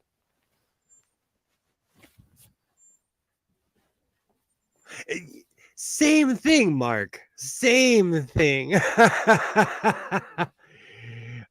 Same thing. Like it'll be really hot, and then all of a sudden we'll get a giant storm. That is the one thing I'm okay with, like with desert, as far as living in the desert, because it eventually goes away, you know. But it's been raining for a couple days here. So most California, well, I can only speak for myself. I'm over it.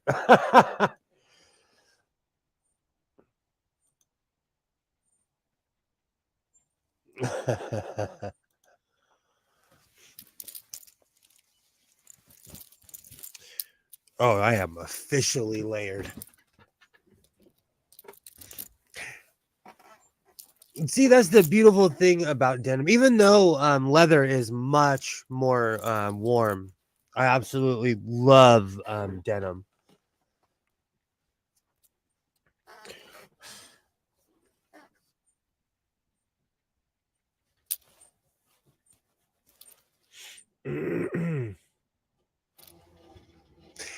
Oh, there it goes again. So I really don't know what I'm gonna do with this new design. I'm gonna try not to make a coat, but don't quote me on that because I know 3 days from now there'll be a video. Hey, how's it going? I'm gone the sewing. I made another coat. So I really haven't decided yet of what to put on.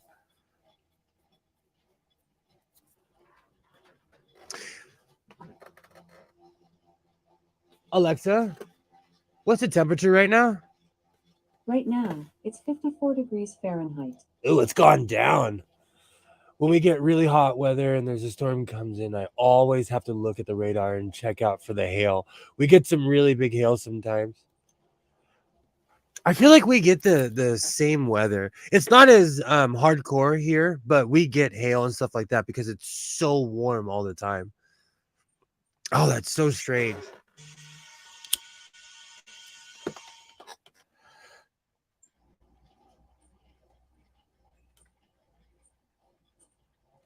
Oh, I think the Oilers pulled their goalie. Any suggestions on how to remove a Gibbs screw from a hook assembly? I have had many Butterfly, before you joined, I used an X-Acto knife to take off a patch. So I'm filled with nothing but bad ideas. Okay. So we're trying to remove a Gibbs screw from a hook assembly. You know I'm old school. Cut it out.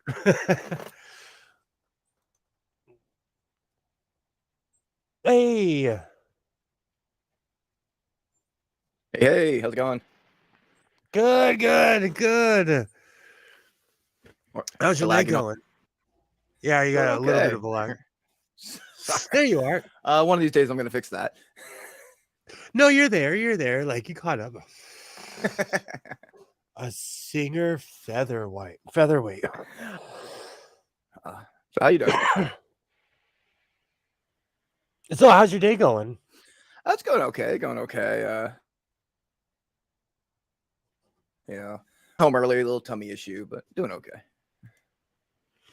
That's nothing some beer and Cheez-Its won't cure, right? Okay.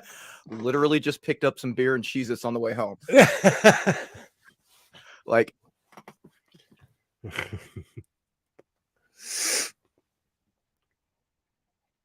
I can't even say that I'm psychic. I'm just consistent because that's something that I would do.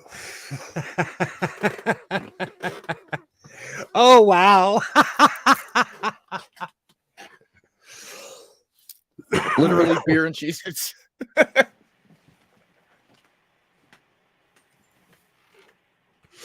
I feel like Butterfly Mark and we all kind of live in the not in the same area, but we have similar weather because it's hot and dry.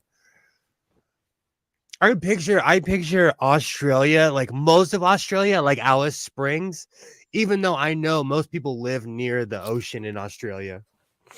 But I picture most of Australia to be just desert, you know.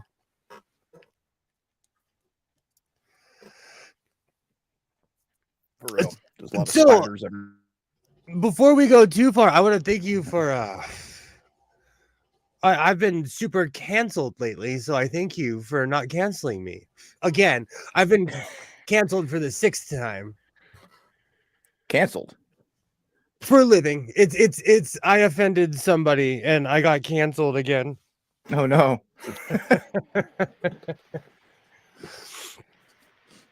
But That'll teach you. yeah. Do you know what it is? Is I'm consistent. I would hate me too. I am so extremely consistent, it's not even funny. So if you didn't like me, like you'd see my new video every week or, you know.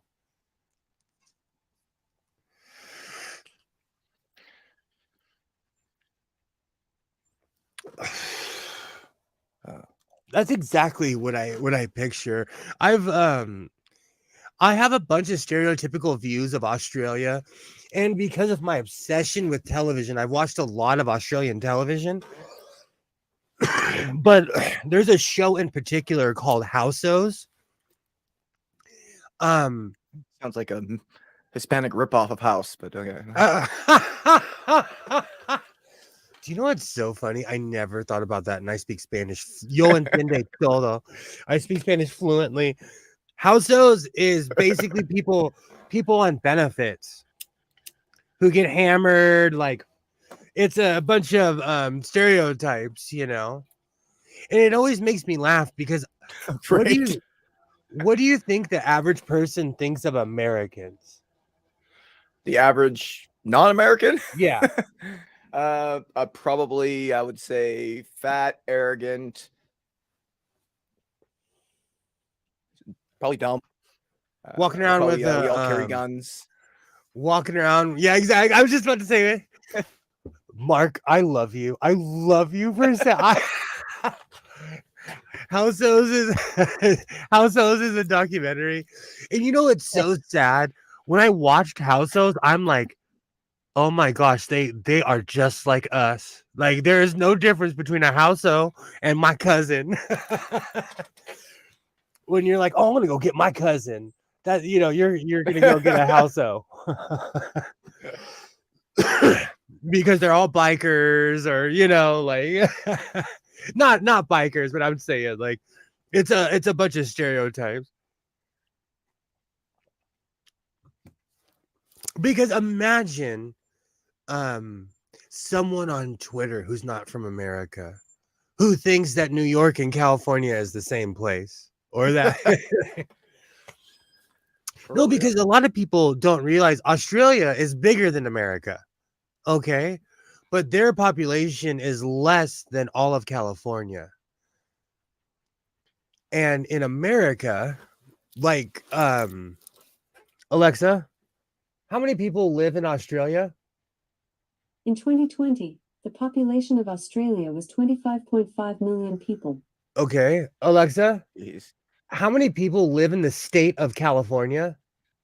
According to the 2020 U.S. Census, the population of Ohio is 11.8 million Ohio. people, which is a 2.3% increase Alexa, over the 2020. Alexa, how many people live in the state of California?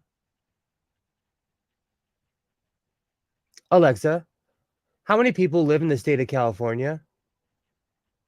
According to the 2020 U.S. Census, the population of California is 39.5 million people, which is a 6.1% increase over the 2010 U.S. Census. So just in California, there's 39 million, and that's from 2 years ago.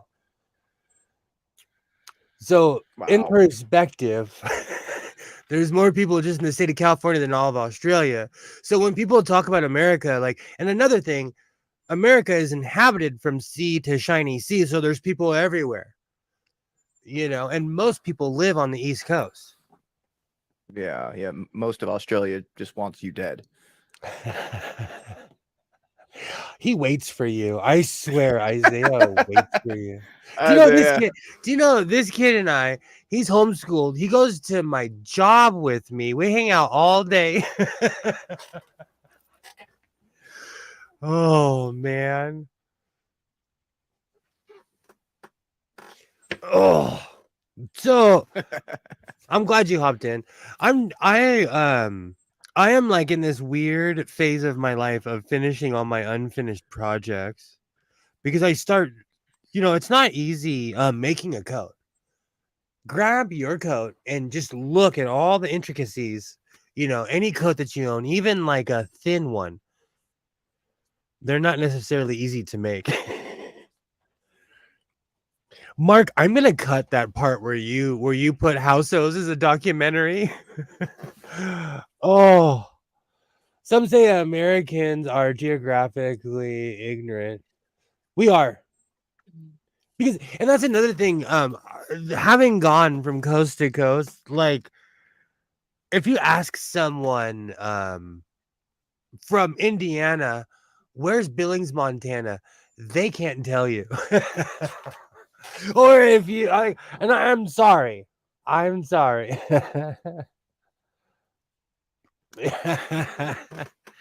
Isaiah loves he used to pop on stream more, but it's PlayStation season nowadays.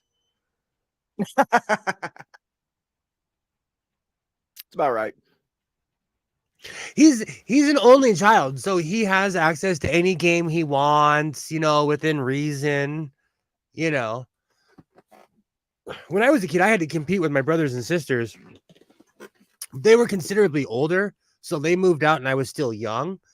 So I had a taste of what it was to be an only child. A taste. One day, I'll never forget when my sister and my brothers moved out.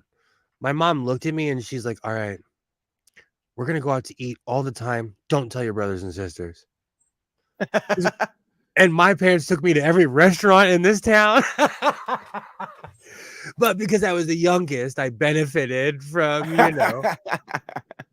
there's that saying, the first kid's an experiment. The last is when the parents have their stuff together, traditionally. The last one's always the baby. But I say this all the time. My parents were in their 40s when I was born. So they were so much considerably older than I was then. So, different universes. Do you clash with today's politics? With people in general? Do you feel that people are more rude nowadays? Be happy that it's come to.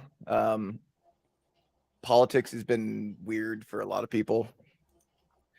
But yeah, for the most part, I'm okay with it. But it's become way too corporate. But that's not to say it hasn't been corporate this whole time, True. Mark, what you're saying is totally true. Like in House O's was meant to be funny. Like I love Pauly, what's his face? Like it was meant to be funny, but he's speaking on an issue of people. And then when he walked around interviewing real House O's, and I was like, okay, these guys are real, like real hardcore. Yeah, the first child is always the experiment. Truly. Yay, you survived. How many siblings you got? I have 9. Jesus.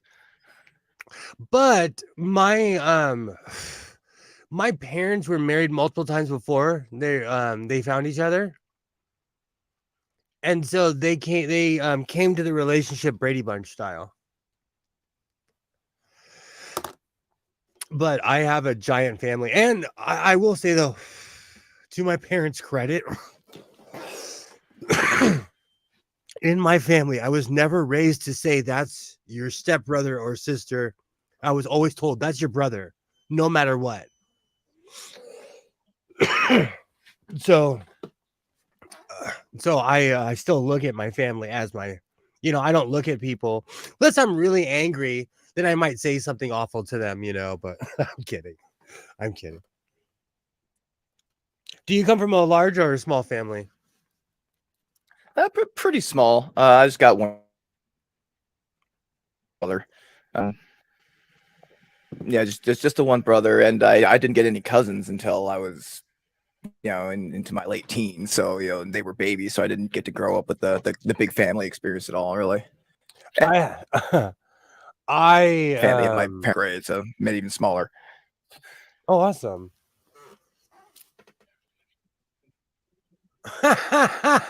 That's crazy. My sister lives in housing commission, and if someone wants meth, they just randomly go door to door. That is one of the worst things that ever happened to Australia in the 70s was motorcycles and meth. I saw a documentary about how the Hells Angels went to Australia in the 70s and just literally were like, here are Harley Davidsons and here's a boatload of meth. And now like look, type in bikey. Bikey? Bikies, yeah, bikies are no joke. You would never run up on a bikey. Bikie. It sounds funny, but it's not. You would never run up on a bikey. A real one. A bikey.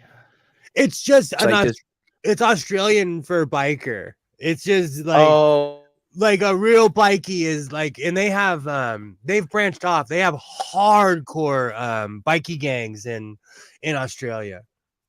It's no joke. It is like the definition of no joke. And they took the 1970s Hollister Hell's Angels style and ran with it.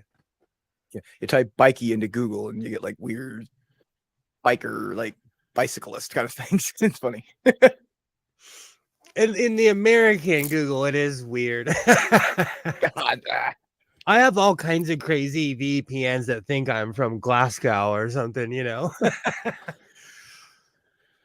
I just realized that this stalling issue is only on Streamlabs or StreamYard. Do you Zoom? On a rare occasion for like medical appointments and things. It won't load on this computer for some reason, but it'll load on my Chromebook. It's the strangest thing. That's weird. And yeah, it's like, and I just realized it because I have YouTube up over here, so I can watch the stream in live feed, but only Streamlabs or StreamYard's one that's like locking up and lagging me. So it's weird. I don't know. I need to work on that. Technology in general, it picks and chooses. Oh, I'm a boomer. Are you kidding me? My ex-wife walked in here and she always looks at me and she's like, I'm amazed how you figured half this stuff out. Because she knows I was not into computers at all. 3 or 4 years ago, not at all. And like I've graduated. That's what's happening. But necessity. That is, what's sad is he knows more about computers, but he's from that generation, Oh, for real? They never knew a time without him. That's so weird to me. Like, me and my friends literally would play kick the can as a kid. Hide and go seek. I love telling my kid, I'm older than the internet. Damn it. I'm older than the internet. Yeah. It's true. I'm gonna pull that. I haven't thought about that line. That's a good line, Skits. That's a good line. My sister had 2 home invasions, but they were picked by the wrong person. The first one, my sister took the baseball bat off of them and used it on them. She thought the bat was too light, so she filled. Damn. Oh, that reminds me. I'm not trying to completely damper the stream, but I was recently doxxed and 2 people got arrested and they had my address in their pocket. Yes. that And your address in their pocket. And the only reason I know that is because I live in a neighborhood of cops, and they're nosy, and they tell me things that they shouldn't. That's worrisome. Super. But don't come to Zoing's house. The only thing that's really high, is my voice. I play dumb on the internet. Don't come by my house. I will hog tie you and make you famous. You will be on Los Angeles news. I have my hog tying rope ready. I'm serious, yeah. But it I have cameras. I literally, every time you see me look over, I have 4 cameras. I got my backyard covered. I live in a neighborhood filled with cops. Like I said, that's the only reason I know. But like, there's a difference between petty internet drama and someone showing my address, and someone who really doesn't like me coming by my house. You know, it was definitely like a wake up call. Definitely. It's one thing to drop off a sewing machine at your front door. Part of me thinks it might have been my stalker. Just randomly have your address in their pocket. And the only reason they got arrested is because you can't really loiter in my neighborhood, because I live in a neighborhood. I don't live like in a place where people hang out. People do, but like, I know all the walkers. I know all the dog walkers. I know the UPS guy. I know the Amazon people. You know what I'm saying? Like, because, well, the same ones I see at my job on the other side of town, they come on this side of town. But I just had to throw that out there, because for all the fun and games that we have here, it got real. For real, right? And it's one thing to send, like, yeah, it's super creepy, but what can you do? You know, like, I can't control people at all. I can't control what people do, what people like. It just got really weird and really super, like, I don't know. I just don't have it in me to care that much. I don't like I was saying earlier, if I have a problem with somebody, like, I just won't. And like, there's a lot of people I don't like online. Do you know what I do? I don't watch their stuff. If they hop on a stream with someone I respect, I'm like, hey, I still like you, but I think your friend's a scumbag. And I don't participate, you know. I agree, Butterfly. Like, that is, Liz, you're right. And another reason that I knew too is because I saw the lights and sirens on my camera, but like, it's not rare for someone like I live in a neighborhood, people get in fights, people, you know, like, life happens. So it's not rare to see the cops, but it is rare around here.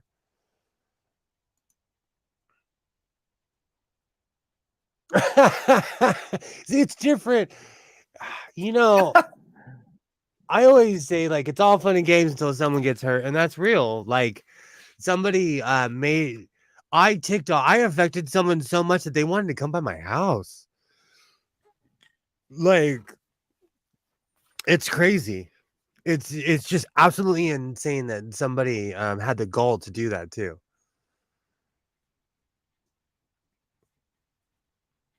That was weird.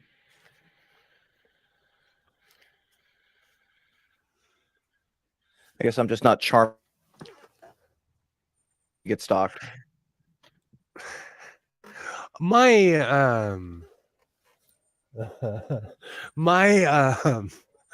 no, my Karen video. In my Karen video, you can clearly see my address, and it got shared by quite a few people, and they inadvertently or on purpose doxed me, and it led to people coming to my house. You know, the internet is so strange. And it's not like you're the most controversial content. Freaking lag. I sit at home and I watch Nancy Zeman and smoke a bunch of J's. That's literally and I homeschool my kid and we're getting A's. We are getting A's. So that's my big accomplishment is the fact that my son's getting A's, you know. I'm a normal human being. I do laundry. I go to the grocery store. Like I'm nothing special. You know, I'm You don't just like do laundry. You just sew more stuff. I wish. I wish. That's some Maharaji stuff. That's like you're so rich you don't have to repeat your clothes. That is some super. See, and that's the problem, Mark. It just takes one. And you know what? If I like where I live in California, if that guy had broken my house and I shot the guy, I would be liable. You know? And so, like, it's just stay away, dude. I have a problem with lots of people. Like I said, I just don't participate. I do not engage with people I don't like, you know?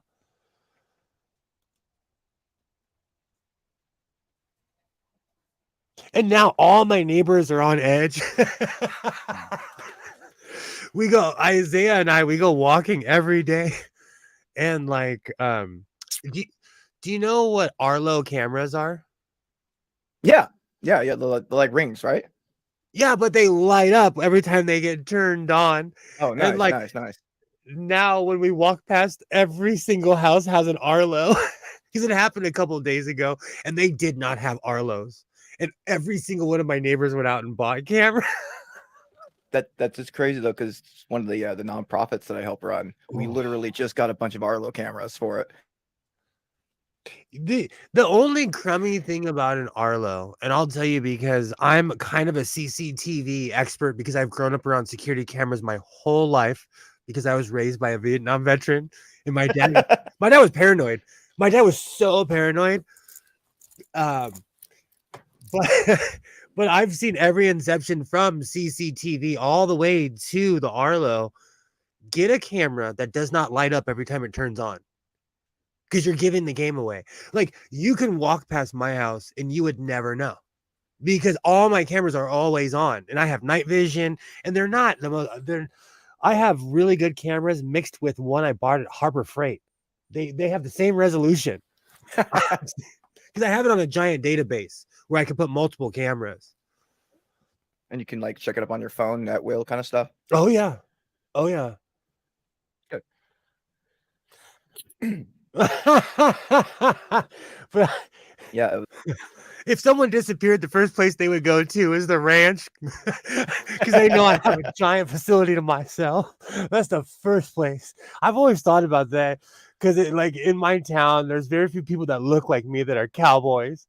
The first thing that would happen is they'd go up there. I was in a thrift shop just the other day, and it was a cowboy hat that fit, and I almost bought a cowboy hat just for when I came onto your stream. I was gonna wear a cowboy hat and sunglasses. I love that combo, but I look crazy with the cowboy hat and the glasses combo. So I always pick one, you know. Throw the cape on top of it. Well, it's because I ride. It's also so I've said this a million times. My ears looked like this. Okay. From years of wearing hats over my ears, I have shaped my ears. They're pinned to my head. I have satellite dish ears. And so I've always worn a cowboy hat over my giant eyebrows and ears. So when I see a guy with a high hat, it's weird to me, but I'm old school. I was raised by a man who would tell me like Gene Autry, John Wayne, like all the old school cowboys, they had their own style. So each cowboy's hat had their own style, you know.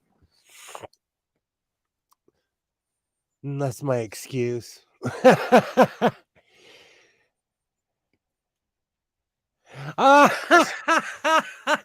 you know what's funny, Mark? People probably think that about me, but they won't say it to my face. Oh, I never thought about that.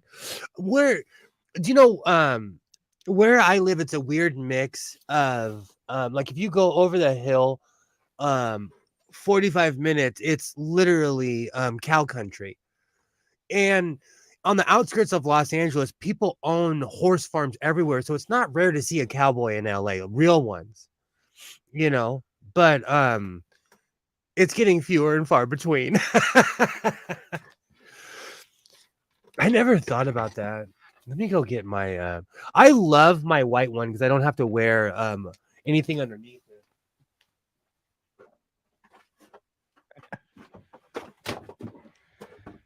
I just realized how much I want to see you riding your motorcycle with your cape on.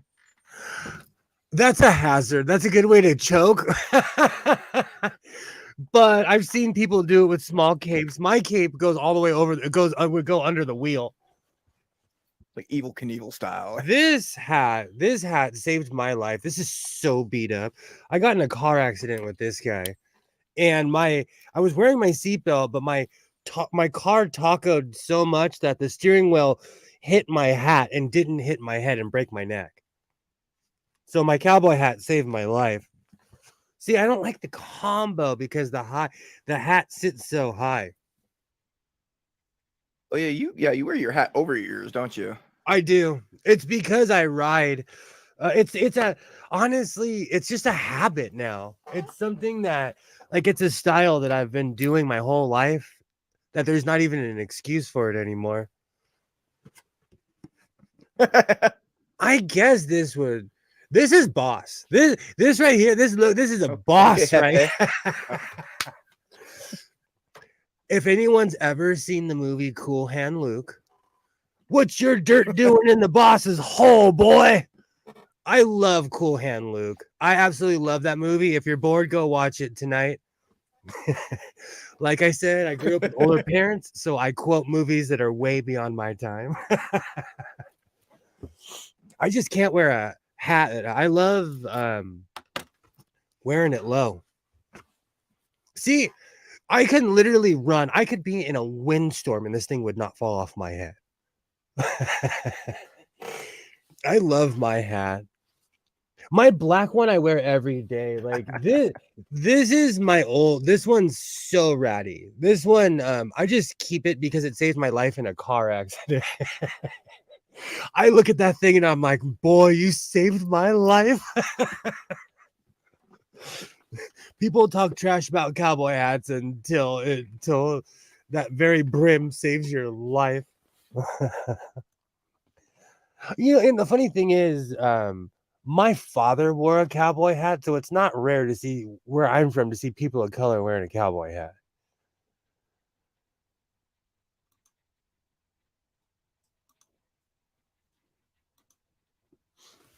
But my other black one is starting to get ratty. Even the other day, my mom, we were at work and she's like, man, it's time to retire that ratty ass hat.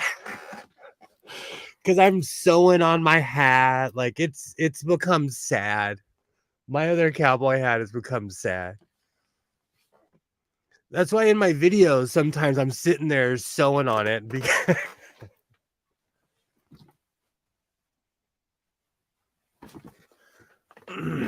but hats are like a good pair of boots. You don't break them in until they're almost disintegrated. And I'm thinking about putting a band on this. I've been sewing on it so much and just sewing the band into it. That might be my next project.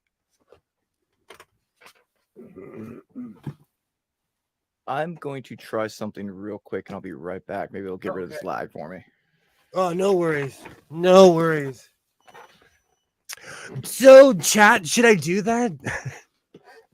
I actually have a bunch of fat quarters that I use for the hood, but should I save my hat?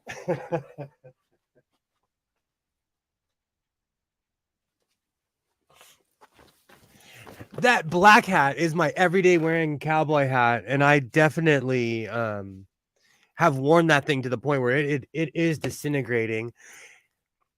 I bought this and this with full intentions of lining the hat, but I haven't gotten around to it. And there's no time better than the present.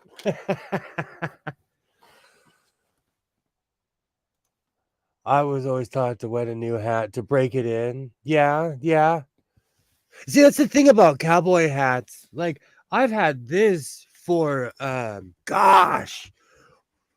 4 years, and it still is stiff and has good shape. Let's see if this holds up. Oh, that's way better already. All right. Oh, maybe it's just my internet that sucks. Okay. I changed to like my mobile hotspot, and let's see if that actually holds it up. I should save my cowboy hat. I wear it every day, and it's it's loyal, so I should be loyal to it. Loyal. So, I think last time I asked, like, what was like the most difficult fabric to work with? What's your absolute favorite? Like, if you could make anything out of like any fabric in the world. Okay, it's gonna sound strange because I don't know what it's called, but whatever, and make fun of me for it, please. Trash me in the chat. Whatever, gosh, those outdoor pool chairs are made out of. I love that stinking material because it's stiff and it's still kind of fabricy. Because, like my blue coat, it's in the other room because I was cursing the whole time I was making it. And I'm like, stop folding, or like there was always something would happen when it's under the machine. When you have stiff fabric, it just flows. You fold it, you clamp it in place, and it's stuck there. It's not going anywhere. And that's because when I learned traditional sewing, and I got really into hand sewing, but I got really into like pleather work and leather work. So working with leather, it's much more of a hard material. Yes. Well, we all know it's canon that you're a pleather daddy. Just go ahead and put it on your Twitter now. Like, someone's gonna run up on me in public one day and be like, "Oh my gosh, Godless Sewing was not joking." I'm gonna shock somebody someday. Run up on me in public and find out. You're gonna get embarrassed. No, I'm kidding. But yeah, I used to go to a festival in Los Angeles. I probably talked about it last week in the Los Feliz district. It would bring what is that fabric if it's not canvas? Oh, the pool chairs. Oh, see, and that's the thing. I don't know what it is. It's I'm gonna look it up. Walmart sells it. It's like it literally, it's an indoor outdoor fabric. So people make it for pillows and stuff. But the crummy stuff about it, the reason why I don't purchase a bunch of it is because it doesn't wash well at all. And so it fades easily like a pool chair would. Okay. So they have like all these cool prints and designs on this material, and I whine about it all the time, but no one cares. But like, why would I buy it? Because it's gonna fade. Like, I obsessively wash my clothes.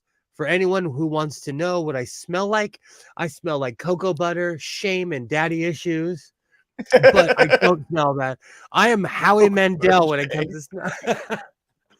I quit smoking cigarettes about 5 years ago, and I discovered how stinky the world was. Oh my God, right? I'd been smoking since I was a child. I had no idea. After I quit, like I started smoking in the army just because that's how you got a break, is a smoke break. Yep. But like after I got out, and about 10 years or several years after, I kept smoking, and then I quit. Believe it or not, I used weed and e-cigarettes to quit smoking. And like after like a long time, like I go and I see somebody smoking, smell that, and I go and turn to my girlfriend and like, how did you kiss me when I smelled like that? Like, oh my God. They really liked you. Do you know what, Mark? That's a really good question. It depends on what's your working with. How do you think he gets those leather on? I mean, you lube it up. literally just described all of West Hollywood. Like, you, Butterfly, you have no idea. When I think of that smell and combo, that is West Hollywood with the mustache. That, I miss I think his name was the Quilting Cowboy. I still watch his videos. He reminds me of somebody who lives in West Hollywood and walks around. Big buff dude. Like, I miss him so much. But that is like, I picture him smelling like that. Oh my gosh, you just described Los Angeles. Oh, I miss the Quilting Cowboy. He quit. He made a video where he's like, I'm done.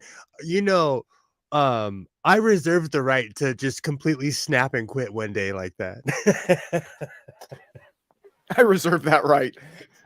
I miss him so much, Butterfly. Like, because I've been actively watching YouTube for about 4 years now, and he was one of the first channels that I used to binge watch all the time. And I watched every time he'd make a new video, I'd watch it. And I'm not into quilting. And when he inspired me to make a caftan, he inspired me because he was like, look how easy it is. That was like one of my first videos where I branched out and actually started making sewing content. Nice. But YouTube will make you snap, like people coming by your house. As such, yeah.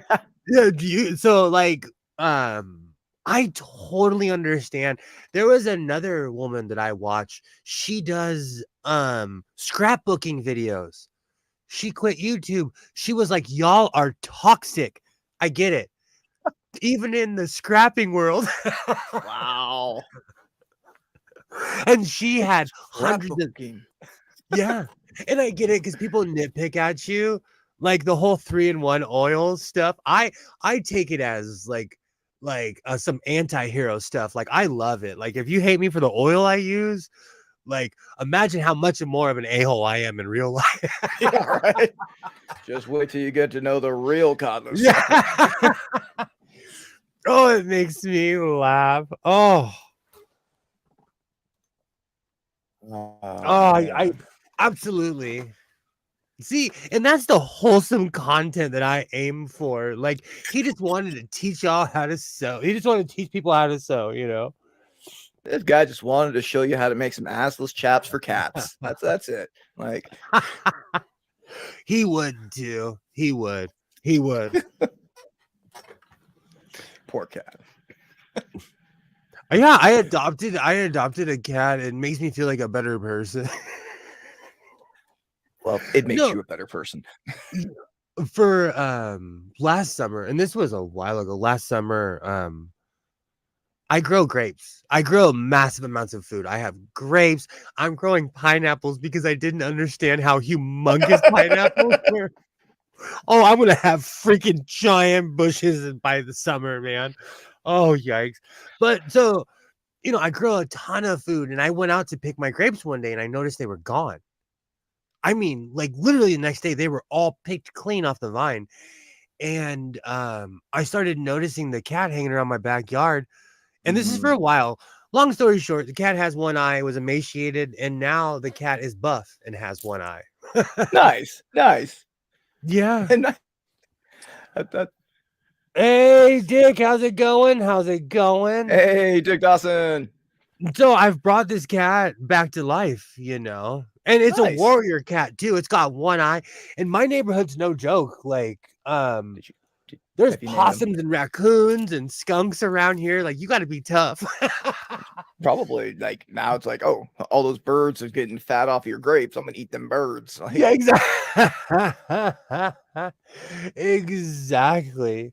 And so because of that, like, it's so funny. Like, usually I cut my tree and the cat hangs out in the tree. I'm like, no, I'm not gonna cut my tree this year. I'm just gonna let it like hang out, a few years back, I had a friend. She needed to get rid of a cat, and I was like, okay, I'm not gonna, She was either you can take it, or I'm gonna take it to the the pound. I'm like, okay, I'll take it. And there was this big cat, and this cat was like a strictly indoor cat, and would occasionally get let outside, like But I was like, I don't do that with my cats. They're strictly indoor, outdoor. They can go at will. I have cat doors, whatever, So this cat went outside, and it's like, you know what? I like it much better out here. So he always had access to come back in, and he would come in for food and things like that. But then he would start to go to neighbors' houses, and like I felt like, and they would start giving him, like, I'm not mistreating my cat. I'm giving him plenty of food. And all of a sudden, like he was the neighborhood's cat. Everybody was like, people were making chicken dinners for him, and I hooked this cat up. and then I have to move, right? And I'm like, well, I have to take my cat, and take this cat, and they're like, you can't do that. He's all of our cats now. Like, you have to leave him.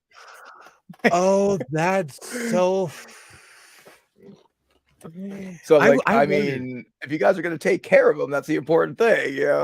Like I'll come back and then you need a vet bill or something like it, let me know. But like, that's the one thing that ticks me off. I think someone moved and just left that cat there.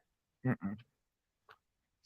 And it happens a lot in LA that people buy pets as gifts, and like, no, dude, like we have huge campaigns here from October on.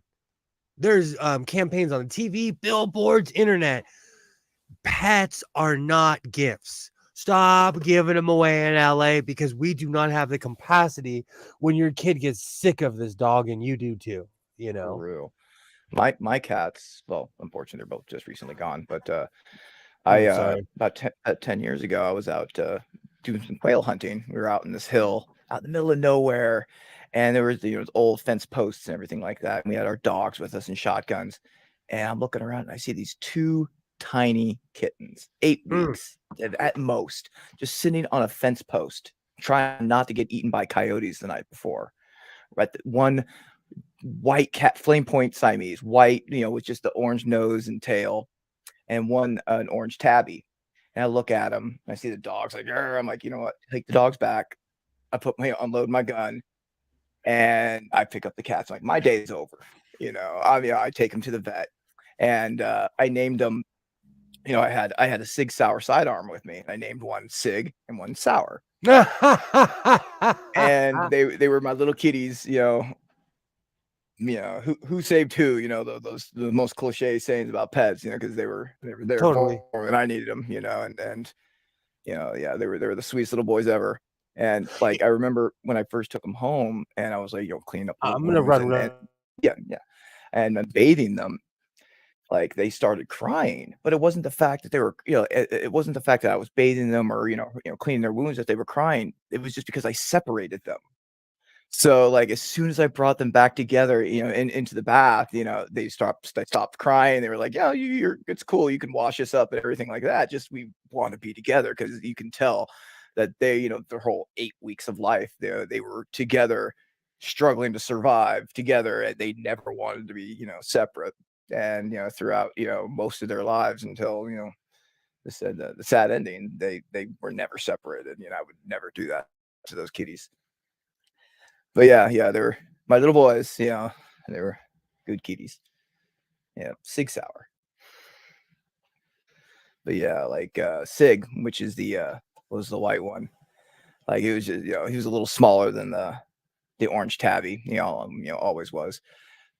But like, it was just this tiny little white kitty with the orange nose and orange tail, and you could tell somebody just abandoned those cats out there, because there was nothing out there. Just abandoned those cats out there. Like, it was just terrible. But loved them. That happens a lot out here. I think though, what's really funny? When we talk about being hard on crime, I think people like that should get like a year. Like, okay, you left a cat out here, it'll give you a full year. You gotta do a full year in county, you idiot. For real. And the only reason I say that is because I've seen I make no secret that I used to be a degenerate gambler, and on my drive to Vegas, people would have abandoned animals all the time to the point where animal control started hanging out in the desert. Damn. Yeah. See, this is exactly what happens out here too. We get heaps of dumped cats out here, and one of my neighbors dumps a kitten at people's driveways every time his cat has 2 kittens. I would be so pissed. There's an ecological disaster, so I shoot them. That's way different. Do you know what's really funny? That sounds cruel, but we're in California. It is now legal to shoot a coyote. Yep. Which is essentially a dog, right? Where, especially like to where I live, like people talk tough, especially out in the canyon. They're like, "Oh, if I ever see a coyote," it's been years and no one's shot a coyote, and I see them all the time on the camera. I like some of the places out there that how they deal with their pet population issues. They'll pick up the cats or dogs or whatever, spay or neuter them, and then you release them back to, they can still be strays, but don't multiply. Oh, definitely will check that out. Oh yeah, absolutely.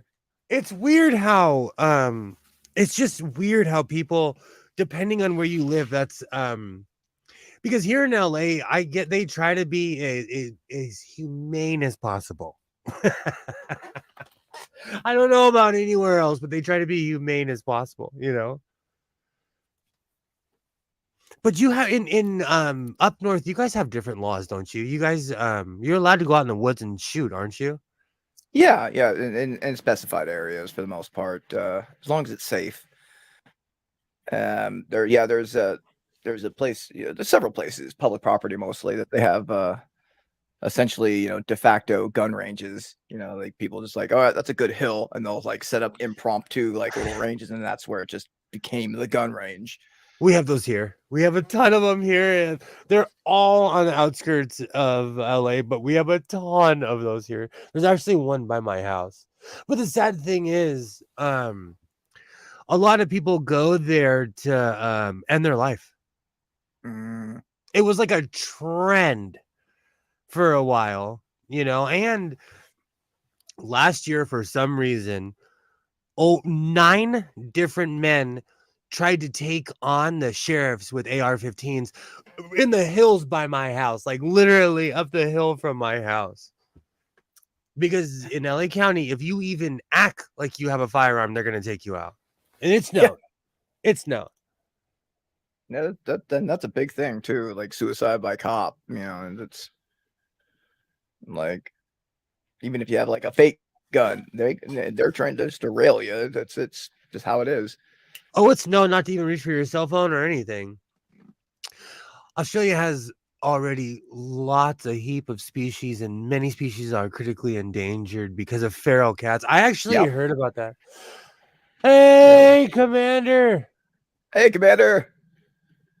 Yeah, a lot of like reptiles and then birds and things like that. Just those cats just take them out. Dick, are you talking about people taking on the cops? People are crazy. Like, people are supercharged.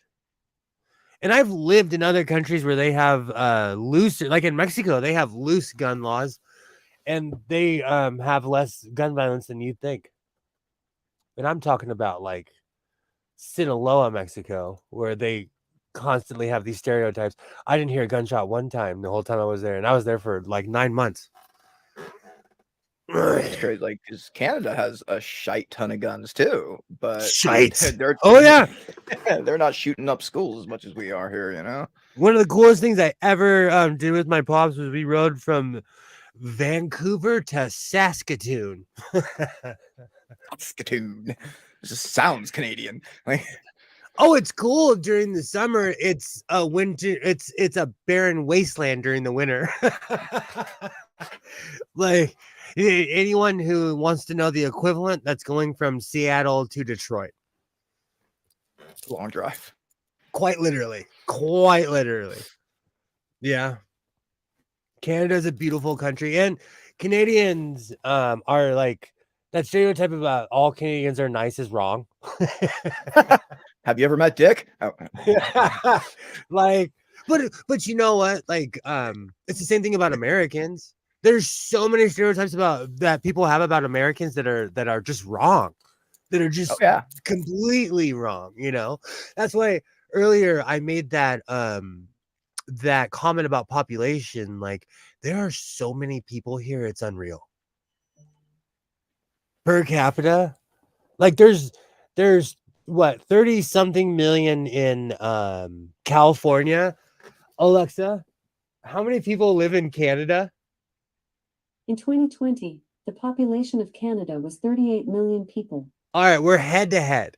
So the same amount of people that live in California live in all of Canada. And Canada ain't no small chunk of land. Like, oh no, it's huge. Anyone who's been there, it's humongous. But like Russia, most of it's on ice, you know, or you know, the northern part are uninhabitable. You know, we have a lot of guns here for sure, but we have way lower population. Might mean less gun action. Hard to know. True. See, and that was my whole point. Like we gosh, we live in large clumps together. It's not like Wyoming. If for anyone who knows, Wyoming is the least populous state in America. America is not like. Have you ever been to Wyoming? Right? No. Yeah, hi Sydney. It's out in the middle of it's literally the least populous state. That's cowboy country. Real life cowboy country. I thought same number of senators as us. Oh, don't even get me started. Don't even get me started. If you want to be real, New York and California, we pay most of the taxes for this country. California makes, I think, most of the food too, doesn't it? Like, yeah. Well, and that's another misconception about California because they think of Hollywood Boulevard. Okay. If you ask anyone, what do you think of California? They think of one strip on one tourist trap, you know. But most of California is farmland. Most of California is cowboy country. Especially you go on the 99, start heading north, you could smell the cows about 10 miles before. That's my kicking territory there. Huh? Yeah, exactly. When you start heading north, most of California is cow land, cow farms. My congressman wears a cowboy hat and cowboy boots to yeah, exactly. So. A lot of people don't know that, like, because besides my degenerate gambling habit, I used to go to a lot of PBR events. I live on the west side of the Rocky Mountains, and it's 5C, so no snow. You have to go up north, even in Canada, for real cold. Wow. I've been to, like I said, Vancouver to Saskatoon. Vancouver is just like Seattle. I hate to say it. As far as the weather goes. I'm embarrassed to say that I've never been to Mexico and I've never been to Canada. Oh, come on. And you got to go at least once. Been to briefly Germany and Spain and a long time in Iraq, but never any fun countries. Oh, a long time ago, I got on a boat. I went to Vancouver Island, and I get off the boat, I'm walking around with my friend, and this hippie chick in dreadlocks gave me and my buddy mushrooms. And I was like, I love this place. I was in my 20s. I was a dummy. And I was like, I love this place. Canada, they give you mushrooms. Seattle North with more weed. That is true. Okay. That is one thing I will say about Canada is y'all got some bomb weed, man. Like some stuff that'll just like, you're like, whoa, you got to be from here to smoke this stuff. Like a long time ago, this was in the early 2000s. I went to a pot shop in Vancouver, and this one guy was like, if you're Americans, you can't smoke in here. Because they carded us just like, all right, I'll sell it to you, but you can't smoke it in here. And they're like, because you Americans can't hang. I just headbutted my desk. But it was so sad but true. I was a kid too. I was like, I don't care. And you know what the sad thing was? As we smoked it and that stuff put me into outer space. My friend was talking to me and I couldn't hear him. I was like, just give me a second, bro. Just give me. That stuff was no joke. That stuff was no joke. But I smoked some stuff in San Francisco that was just like that too. San Francisco was another place where like I bought some stuff. This was so long ago, but San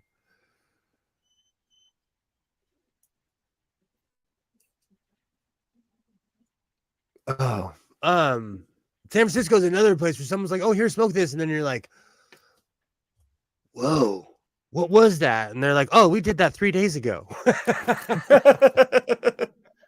Man, I just got it was a blunt the other day that was 50% indoor and 50% like diamonds. So it was like ridiculous. Oh, wow. I need to get that license. Oh, that's cool. I thought I was special because I could drive a bus. That's funny. I went through bus driver school in the Army, and then after I graduated, never touched another bus since. Have a great night, Butterfly. Thanks for stopping by. Butterfly. As always, great to see you. Great to see you. I got my license because of my job, and I am so eager to drive the bus. Whenever they're like, we need someone to drive the bus, I'm like, wait, me, I have the experience. I don't have the jobs. I worked in the public when I was a kid. I don't have the jobs to work like, and bus drivers get paid here in LA. Like they get paid a lot of money because you're putting your life at risk. I know someone my age. She's a bus driver, and she just bought like a 5-bedroom house in where I live, where you got to have money, you know. So she's well compensated for being a bus driver, but she, you know, she's putting her life at risk every time she goes to work. That's for true. I mean, besides the literal risk of getting shanked or shot or over something stupid, like you're inside of a essentially airtight tube with a bunch of people who are coughing, gagging, and you're gonna get sick. Like, yeah, exactly. Never. I see, that's the thing, because I'm like, I'm not a germaphobe. I'm just highly aware. I washed my hands before COVID, and if you didn't, yuck. That's all I'm saying. I washed my hands before it was cool. Yeah. No, I'll never forget during COVID when they were like, okay, we have to like count. I'm like, what? This is what we teach children. Who's not washing their hands? Who's not counting? Right? Who's not counting? What is a pee endorsement? Oh, it killed me. Do you know what's so funny? I am so tripped out. So I have a newer iPhone, and their facial recognition thing trips me out. I've accepted the fact that you can't hide in today's society, okay? You cannot. I don't care. If you have a digital footprint, sorry, you know. And what kind of amazed / scared me with the facial recognition, like the phone's facial recognition software. Yeah. How quick was it? Like after COVID, they're like, oh, here's an update that it can read you with your mask on still.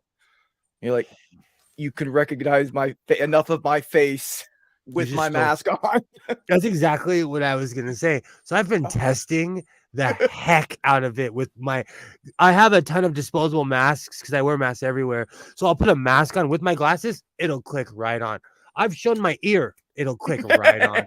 I've shown that, and it tells you when you first scan it, it does the side of your face and everything. It's creepy. That's crazy. I've even done it like covering my eyebrows, clicks me right on. Like, it's creepy. It is so creepy. I can see you like you're in the bathroom putting on a little wig, like a little fake mustache. Aha! Ah, damn it. It's just weird to me how Like in modern day, you can't run. I'm gonna run real quick, but in modern day times, like imagine like walking through an airport. They know who you are, bro. They know Oh, your face, like because people will always say like, oh, in China they have the credit score. Man, who do you think they got the technology from? Some kid at MIT. for real, for real. Oh.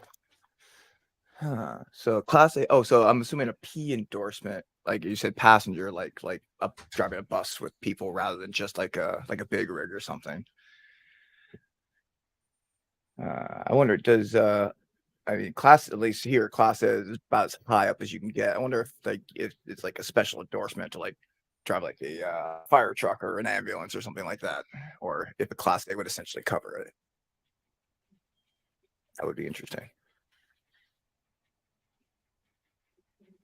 So yeah, just standard class C here. I'm okay with that. I this one time for work, they were like, hey, we have this big RV that we go out for outreach or disaster stuff like that, where we can do some counseling and things like that. So they're like, hey, can you drive this from point A to point B? I'm like, yeah, sure, I got this. With a bus driver school, I've driven big things before. So I get it, and I drive it all the way from San Francisco all the way up to where I was, 4 hour drive, and I make it all the way back to my office. Decent driving, I'm good. I pull into the parking lot, I take the corner too sharply, and just grind right against an embankment. I am literally 10 seconds from being able to park this and going home after a 4 hour drive, and I smash this government owned RV. This like huge, it's got to be hundreds of thousands of dollars worth of government funds.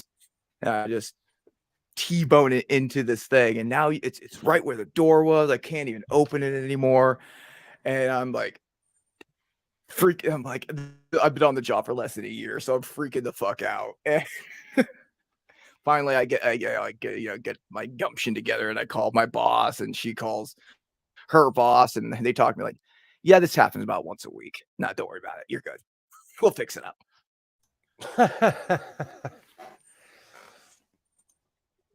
And I have nothing to hide. Like if you wanna go through my phone history, don't judge me by my porn history. I have nothing to hide. I have nothing to hide. I think the first line in my living will is please delete my internet history. I have a patch that says if found dead, delete my browser history. Yes. I have no secrets. Like my kid knows all my passcodes. He'd be telling everybody, my dad was on this. Oh, I couldn't believe my dad was on this side. This side. Oh, Goats need love too.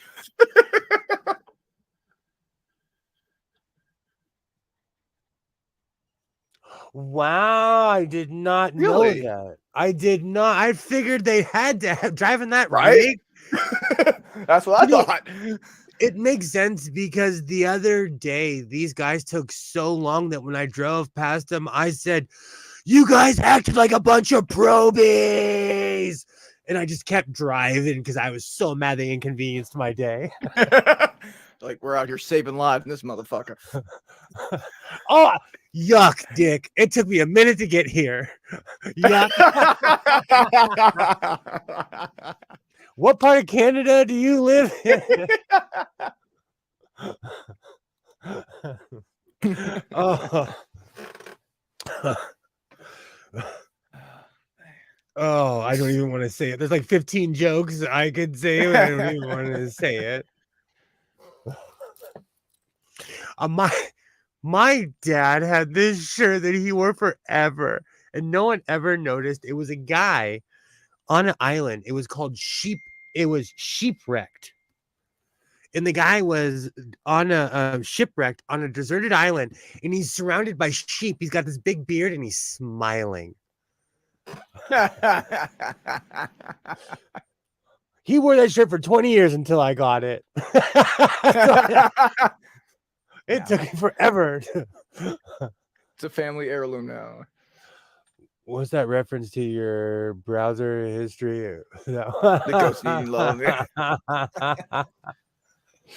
Do you gotta be careful? Conan O'Brien discovered that in America, if you make up a website, you can't just make it, you have to actually have it. So if you go to manateelove.com, it's still up right now. Conan O'Brien said Manatee Love live on air, and NBC had to pay for the website. Oh my God.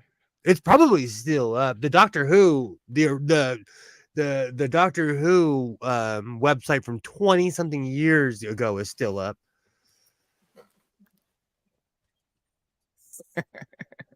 Oh man. I don't even want to say it. Nope. I'm gonna be nice. I'm turning over a new leaf this year. I'm not gonna say it. New year, new person. New year, new person. Dick, don't judge me by my ex-girlfriend. Sheeps need love too. Didn't know you were Welsh.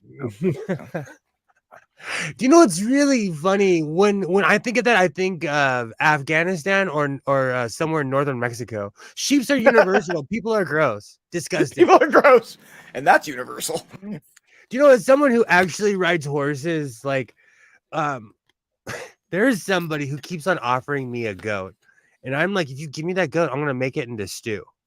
Yeah, I'm gonna make some. I don't know what the stick and make. I don't know what to do with a goat besides saute it. You know, like I'm not a goat person. You know.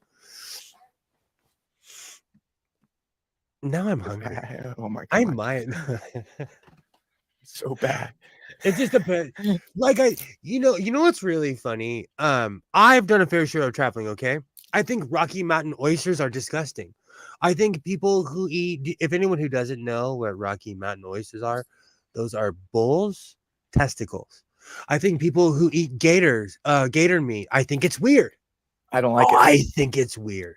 It's big business. I tried it. Didn't like it. It's exactly not in northern Mexico. Okay, I ate a cactus tamale. It damn near killed me. Really? I thought I was gonna die. I have a list of things that I will eat. Horse is stringy and gross. Never had horse, I don't think. I've actually, you know, it's so funny. I say that, but I'll eat lengua burritos all day long. Delicious. All day long. But it's beef.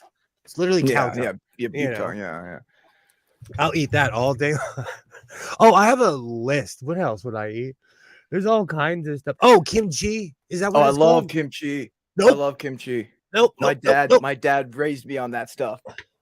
Or a balut. If you can get it past your nose, you're good to go. Have you ever heard of a balut? I don't think so. It's like the same thing. Okay. Because I grew up around a hillbilly father, I think pig's feet is worse than, it's like gas. It's like poisonous gas. You open up a jar, I'll run. I'm a grown man. I mean, I like hog jows and things like that, but not pickled or anything. Or yeah. Ham hocks I'm good with, but again, not pickled. Like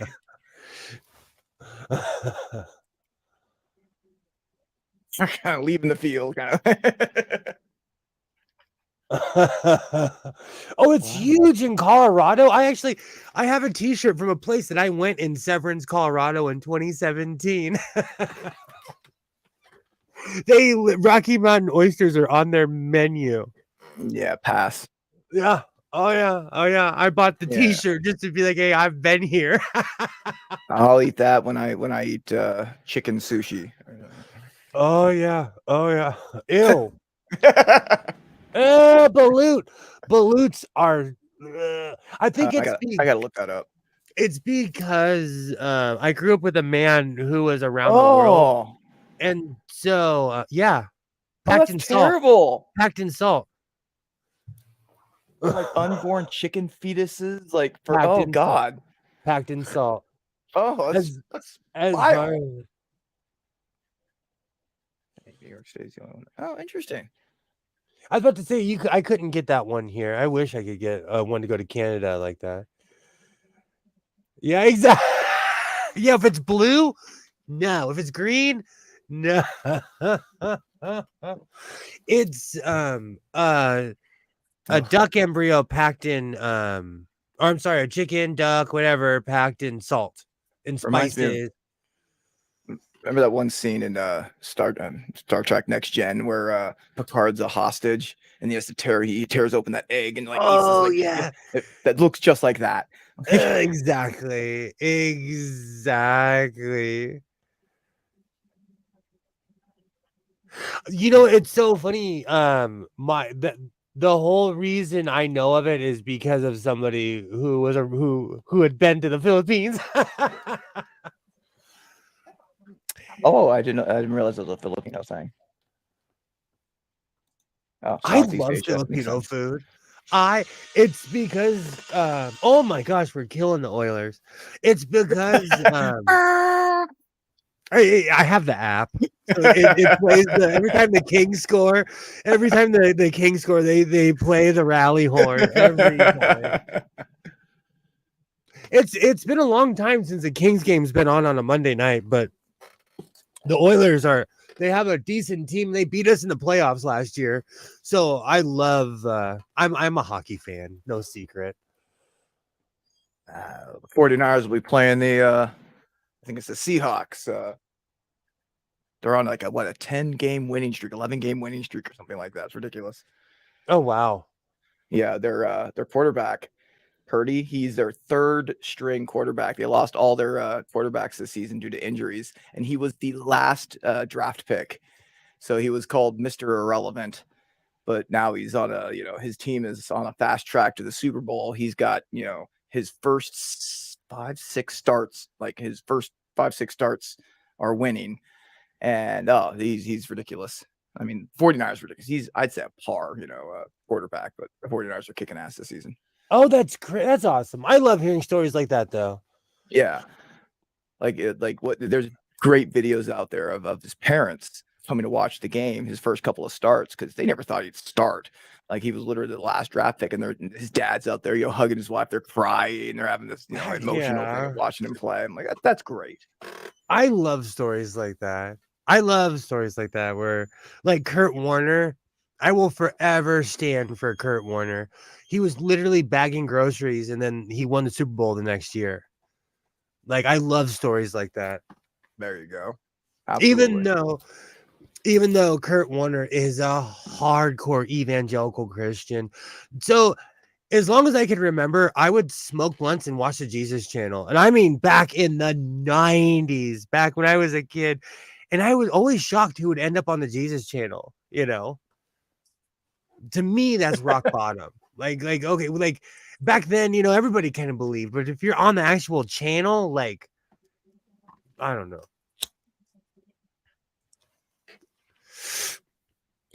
I just think it's weird when somebody is willing to look past their accomplishment and give it away to their Sky Daddy.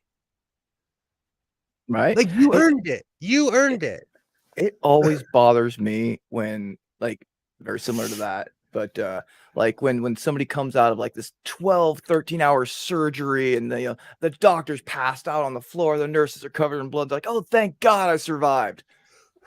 Oh, think that surgeon who's asleep on the ground covered in your blood.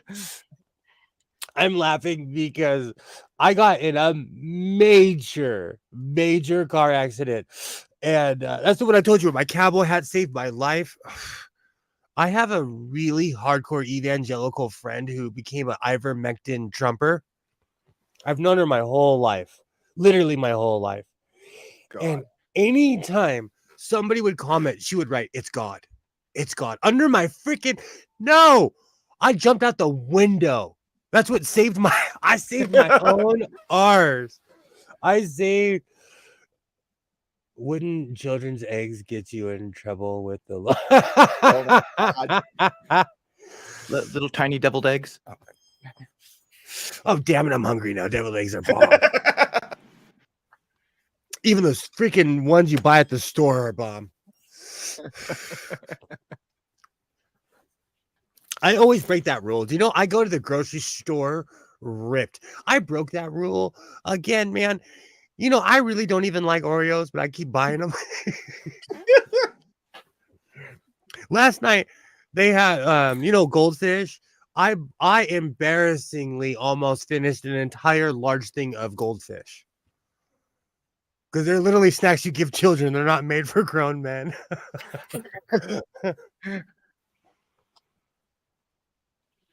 Oh yeah, Liz. Oh yeah.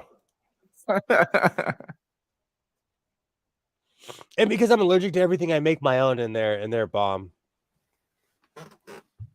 It is pouring here in Southern California. Buddy, I was just about to look out the window. It is pouring. But I have my truck, so I'm not worried. It literally sits a few feet above the ground.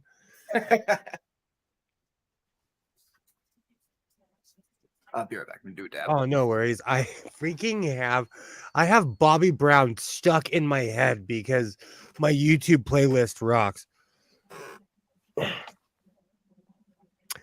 You know, nothing ages someone more. They can always say, oh, if you look at someone's neck, you can tell their age. No, look at their playlist. I will tell you exactly how old someone is if you show me their playlist.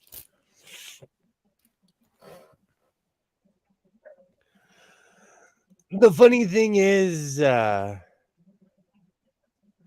like water and all, how many fishes were in it? It stopped raining. You know what the funny thing is? Whatever is pouring here is heading straight towards you.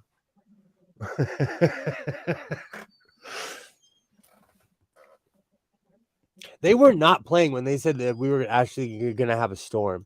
Because honestly, we do not have weather here in Southern California. It's either hot or cold. No, it's either hot or mild. So it is laughable that freaking it's actually cold and rainy right now. I want it to snow, but the last time it snowed in my town was 1989. I like to count the rings, but the screaming helps too.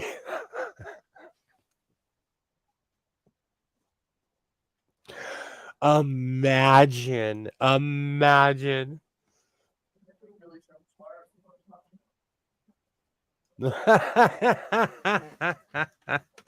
Same. Do it and see what happens.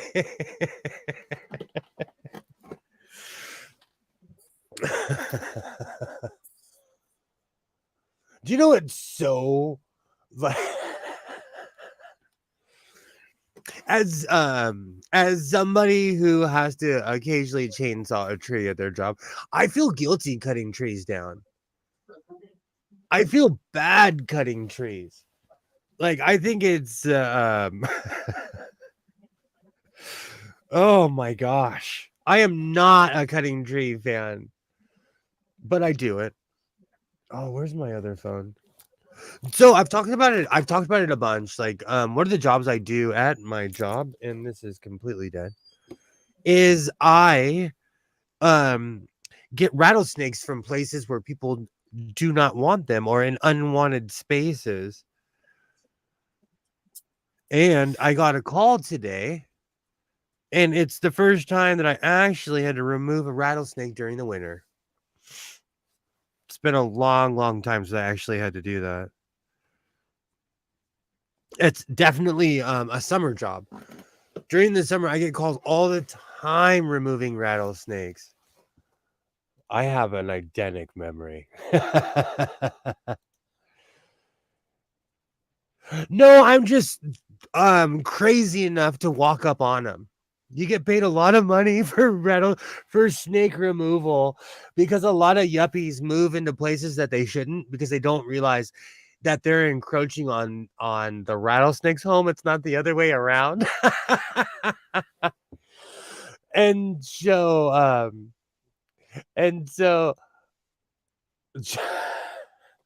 Rattlesnakes are easier. And I'm not a border collie. um Rattlesnake removal is actually, you get paid a lot of money doing that, especially nowadays, because like I said, people move into areas not realizing that like that's where the rattlesnakes live, especially in the canyon near my job. There's a specific place we call Tarantula Hill, because we live in the desert. There is a giant hill where all the tarantulas live. It is not rare to see a tarantula, but people will pay me money to go in their house and remove a tarantula from their house because they're scared of them. And the tarantula is more scared of you than anything else.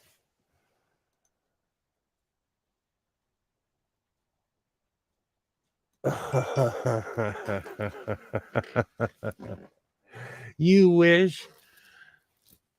But freaking it makes me laugh when people are like, in 1989, a special year for me. It's the first year I understood what a year was.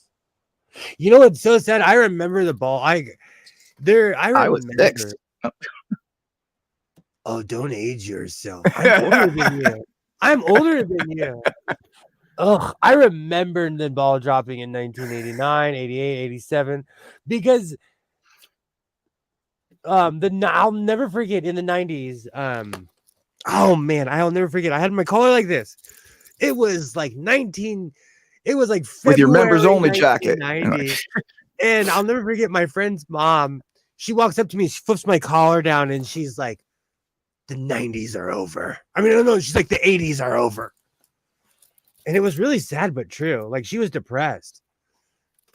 Did they? I still to this day wonder, like, did they stop serving cocaine in the 80s or something? Like, what happened? Like in the 90s, like, what happened? You know?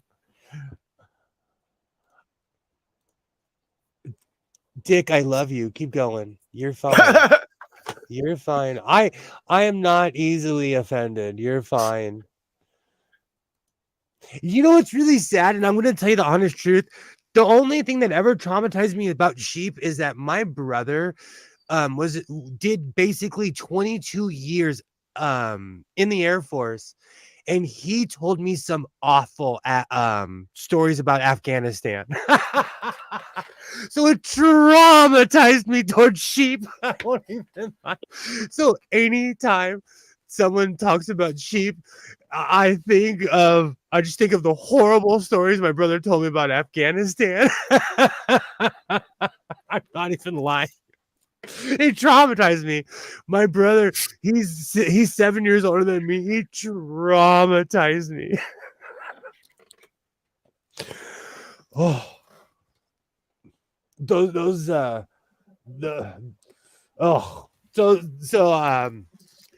I'm not offended. It just makes me laugh. So I think it's some Afghani guy out in the middle of the desert. I won't even lie. Schlepping a goat. Ugh. But the guy was there for like literally, like my brother joined in 1997. And from 2001 on, he was there until he retired, you know, off and on every 6 months, basically. So, you know, he spent his entire 20s and 30s in Afghanistan. God, that's one thing. It's like these people who spent literally the primes of their lives out there getting shot at, you know. Yep. And now, yeah, really, he did, because he's gonna be 50 soon, you know. So, like, no, he's not. Oh my gosh, he really is, because I am that old. Holy cow. And he did give his basically from 18, he did 22 years. That's a lot. Yeah. It's funny. It's like I look back at my career. If I would have stayed in for, you know, instead of just the 4 or the 20, you know, do 20 years, I'm like, man, I'd fucking be retired. I'm glad that you're homeless. The weather is just awful. For real. I think about that all the time, because my brother went and got like a Joe Schmo job, and I'm like, how do you like go back to society after being a warrior for 22 years, you know? For real. But there's every other generation before him did it, you know. But it's just because, like I've told you a million times, he joined an evangelical church, and it's just like I hope no one ever storms that church, because there are some highly trained human beings in that church, you know. I learned that with my father. We were told to never sneak up behind him and like never throw explosives. He knocked out my cousin threw poppers at him and tried to, like, they were all sitting on a tailgate. This was like 4th of July. He threw a bunch of poppers at my dad and tried to run at my dad and say surprise, and my dad cold cocked my cousin in his face. Because that was literally his training. In the 1990s, they had to start wearing clothes that weren't a fashion. I miss the 80s style. Have you ever stood against a fence with your back in your hand thinking, I hope there's a sprinkler, not spray. It's not that windy here. Not that windy here. That's a Canada. That's a Canada thing.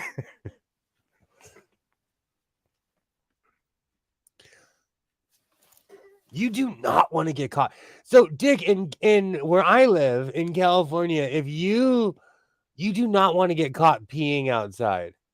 You do not. Close enough to a school, they'll label you a freaking sex offender. Yeah, instant. You get a chomo charge. Yeah, you get put on the list, man. You get put on the list. You see, in that's so sad. Like, you see how skits and our reaction was like, Dick, you pee outside? We don't do that, man. Like, the state will come and get it. Like, it's no joke where we live, dude. You get put on a list. For real. Oh my gosh. I told you already. I Googled it and I found a bunch of people I went to high school with. On the actual list. Oh, the list. Oh, like, yeah. Okay. Yeah, I did. You know, because I gotta check every once in a while to see what weirdos live in my neighborhood. I don't think. Oh, you know what? I don't think since I moved here a couple years ago, I don't think I have looked up Megan's Law. I was about to say, go Megan's Law, your address. You will be shocked. Oh, I'm afraid. Like, I would imagine, like, and you know, we always say this. We always, they came from a good home. Man, there's someone I'm not gonna say it. Someone I know that came from a very good home. They're on the list. Man. And then Isaiah was like, "Can we go beat them up?" I'm like, "That's not how this works, guy." Vigilante. Yeah.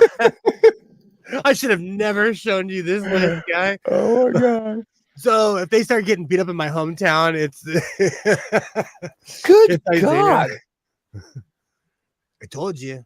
Dude, I live next to a school. How are there so many fucking people here? Okay, and I'll tell you why. Because it's the nature of their infraction. I had carrot juice is murder. Leave them in the field. And oh my god, such a great song.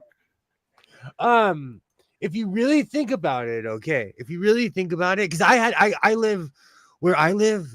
There's a school every mile. It's planned, so there's nowhere you cannot go in my neighborhood without living near an elementary school. Okay, I was shocked at the amount of people. So, you know, I start looking up the legality, and it's their infraction, because there's different levels. Okay, makes sense. Because there's a difference between having something on your computer and actual physical contact. You know what I'm saying? Gotcha. And, yeah, like, I think guess you can be a child, or you can be a rapist, and not necessarily a child rapist. I'm old school, man. I'm old school. Bullets used to cost 25 cents. I'm old school. But, you know, we can piss in public but we have to be on the passenger side of the car. Okay, so on the side of the road, that's completely legal. You know, but in the city, if you're pissing on the side of a building, you could get arrested and get charged as and get put on the list.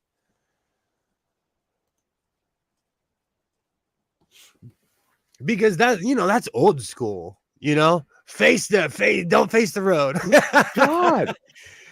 You pull over and then you go and you move on with your life, you know? this guy's got like minor sadism and masochism. God, Jesus. That's what I'm. See, you can get lost on that. Oh Isaiah and I God. sat here. And then like when I found someone that I knew, I called his mom and I was like, "Hey, did you know that blah blah blah was on the list?" Like, and so now his mom and I we're going off about it. Like, yeah, it's crazy when you find out how many weirdos live in your neighborhood. For real. Yeah, that's why. Oh my God. Like, at least nobody lives in my complex, but or a couple of blocks, but still, that's oh God. Oh yeah, oh yeah, it's gross. It's gross. I had the exact same reaction when I was like, because your initial reaction is you look at the map, you type in your address, then you see all the blinks by your house, and you're like, what? And you know what's sad, Skits, is those are the people who were honest enough to register. Yeah, they're the ones in compliance. Yeah. What about the people that I think about that all the time? Because I live, one of the reasons my property value is so high around here is because I live within 3 minutes of an elementary school. And like, how many weirdos every morning there's kids walking, there's just groups of kids walking around my neighborhood because they're going to school. Because it's literally, I can see it from the end of my block. You know, like, yeah. It's crazy. It's just absolutely crazy. The one thing that tripped me out is that I knew somebody who ran for city council that was on there. Are you serious? Yes. I'm gonna go ahead and guess that he did not win. No. No, he ran back in the day, and it was like my first. It was the first time that like politics became local because someone I knew was about to be on the board and run the city, and he lost because he was a kid. But like, long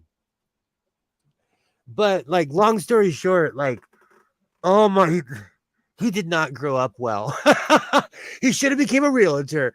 Every person who didn't know what they were doing with their life in my town who became realtors are all millionaires. They And done did well. I'm not even kidding. Even though $1 million isn't what it used to be, you know. For real. I think $1 million. I was just having this conversation today. Like, depending on who you're talking to, everything's relative. But like, if you gave me $1 million, I'd say thank you. I would still have most of it the next year too.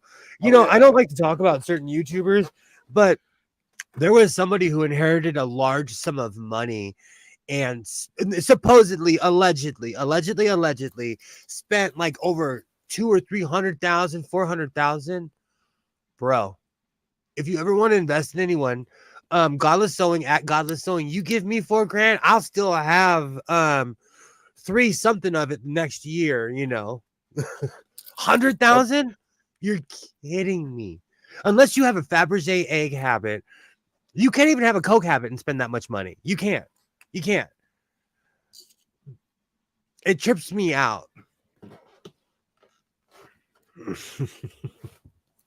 It trips me out. Like at the end of the year, I'm like, how much money did I blow on weed this year? Ah, crap.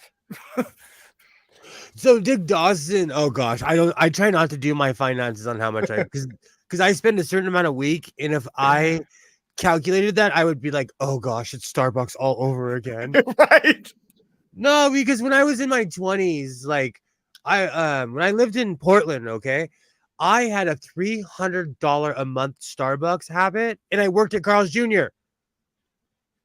So yeah, it was time to stop drinking Starbucks. Start working at Starbucks and get a discount. Yeah, exactly. Dick Dawson, you do not know. Oh, Kings won. Lemieux, you get in a fight every game. Dick Dawson, you do not know how dead on accurate you are. This is the description of every person who didn't make it to the major leagues, every ex-cheerleader in my town, the person who I'm thinking of, who is a literal millionaire, who lives in a castle, she is the ex-cheerleader from my hometown, and she's on billboards everywhere. Oh no, they scored again. It's 3-6. Oh, I can't stand the Oilers.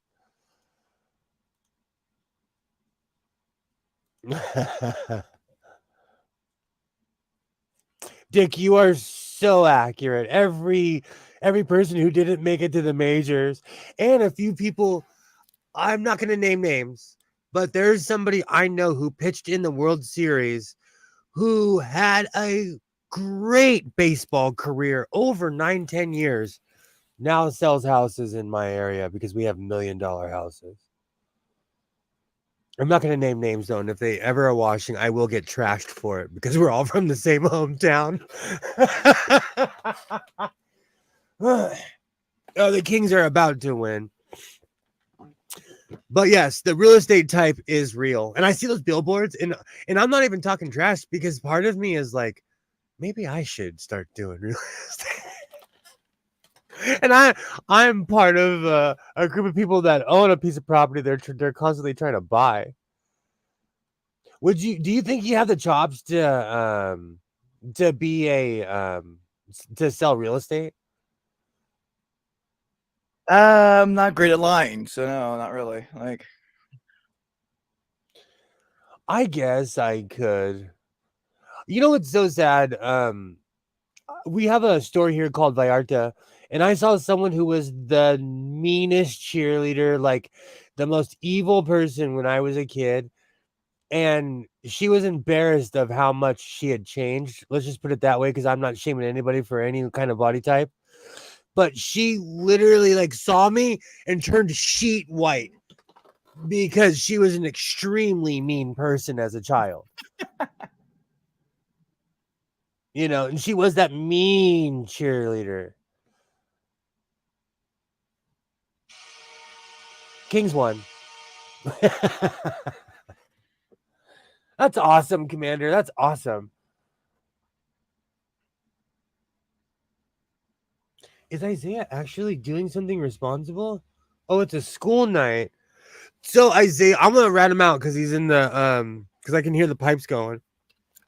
So Isaiah has a girlfriend. He doesn't like me saying he has a girlfriend, but he has a girlfriend. They talk all the time.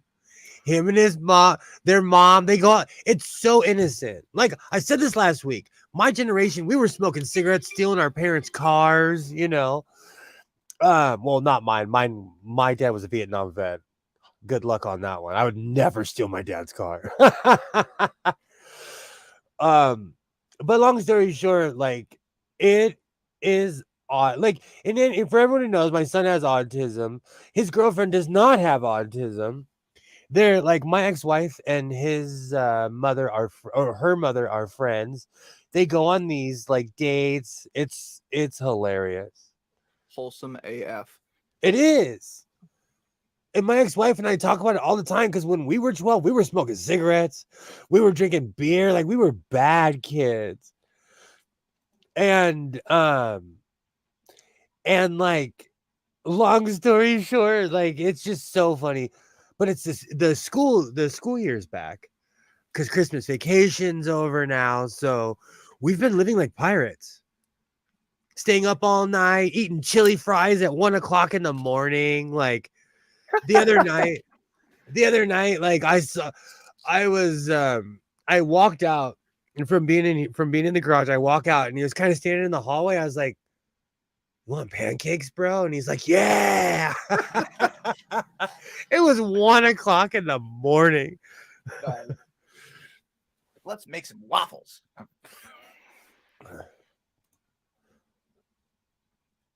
Rock that band as long as you can, Sydney. Rock that band as long as you...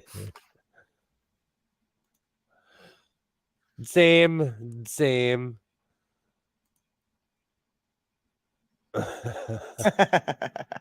It's also I think also he doesn't like like it's so weird. I used like I came from a generation where people stole their parents' cigarettes and stuff.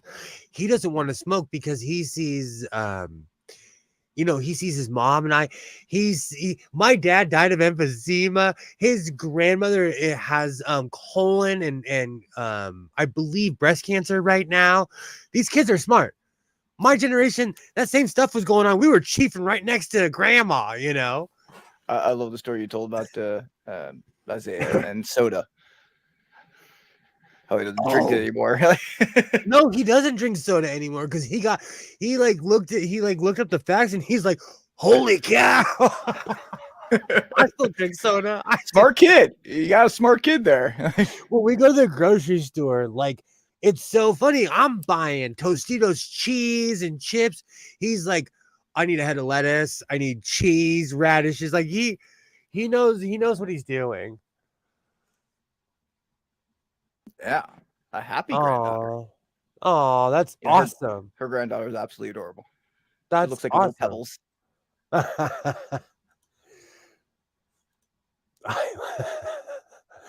I was so it's awesome that it's just nothing but positive things. The school year's back though, so I'm not used to getting up in the morning, and this morning was rough. It was rough.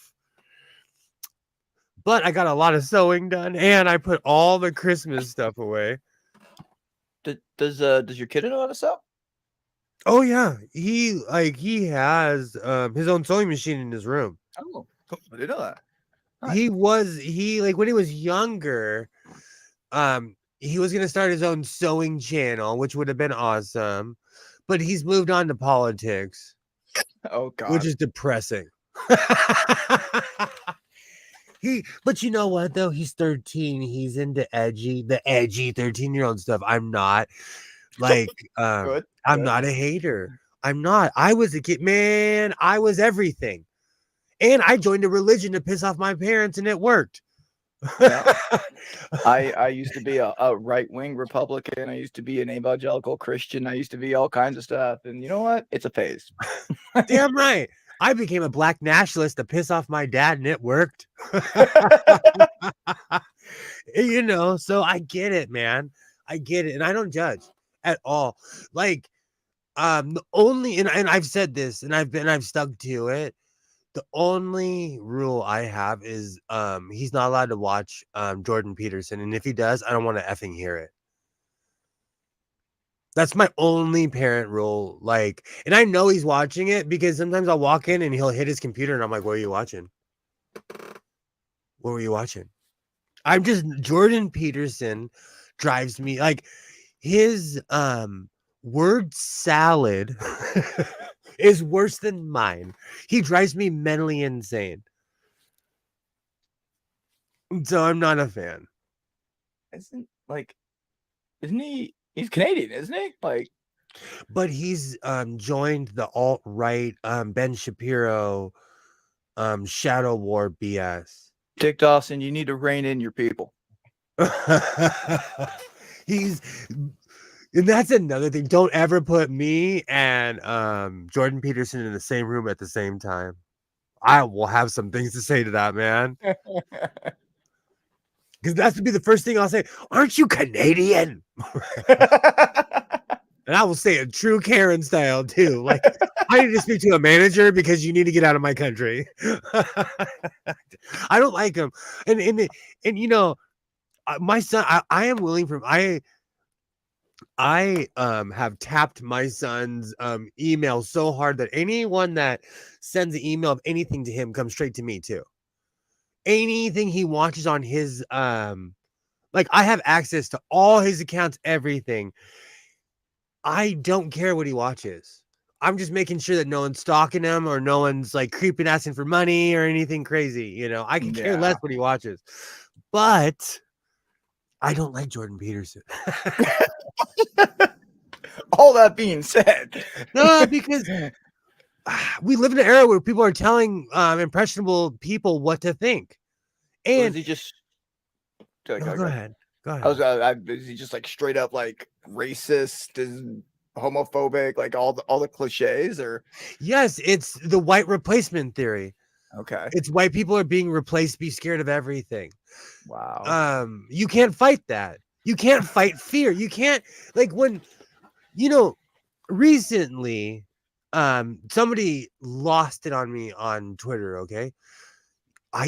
You can't fight what somebody else's images of you is. It's so false. I'm not even going to fight it. You've already had a trial and jury without me. You've already convicted me, and Jordan Peterson is the same way. Jordan Peterson is very much feared Project Fear. Scared of everything that doesn't look like you, And so I'm from that same generation I always say I'm from the last generation that got their arse kicked by their parents. But Jordan Peters, and here's my thing, okay? Because I work in the world of special needs adults, because I grew up around special needs adults, because I have a special needs child, I know that certain types of people are impressionable. Certain types of people, and it's not just people with disabilities. Certain types of people fall into mass movements much easier than others, especially kids. And I don't care where on the spectrum you are, you're going to fall in, especially nowadays when you can get radicalized on anything. That's why the churches are still doing good. Just get the kids. Oh, it drives me crazy. So I'm no joke when it comes to what young Mr. Sewing watches. But I just don't like how Jordan Peterson is. This is my beef, okay? With most people, I consider it cowardly if you're going to start a fight and not fight it. If you're going to start a riot, you better be in front with your pitchfork and your torch in both hands, pitchfork in one and torch in the other, Yeah. Like Trump leading the charge on January 6th. Like, Twitter is awful. I've never seen the N-word so many times in my life in the past 3 months. Twitter, it's because they took the filters off. Oh, I didn't know. I use it so, like, I think you are literally like one of like 4 people I talk to on Twitter. I used to mainly use it for communication as well, but I post all the crazy stuff I sew on there, and it's a habit. Like, I'll scroll and I doom scroll. I'll admit it. I'm man enough to admit it. I doom scroll, and I have never seen the N-word. So wow. The sooner all races have bred together to form one race, better it's excuse me. I keep on, like, every 10 years, Time will come out with a news article about that. How eventually we're all gonna meld into one race. And In theory, we're gonna look like my cousin, just kind of light skin. Everyone's brown. Yeah, exactly. What's gonna be kind of brown. It is. It was weird when Isaiah first got his PlayStation. I used to get a lot of messages. Like, he'd get a lot of messages. How old are you? And I would be like, he's 7 with an angry father. Like, he was a little kid. I have a special set of skills. Yeah, exactly. I've actually called the cops on 2 people. Really? Yeah, they send a D-pic to a minor. PlayStation, the PlayStation Network is a whole different universe. Yeah, man. Raising a kid nowadays is not for the faint of heart. Especially nowadays. Roblox is gross because it's a bunch of adults trying to hang out. Like, yeah.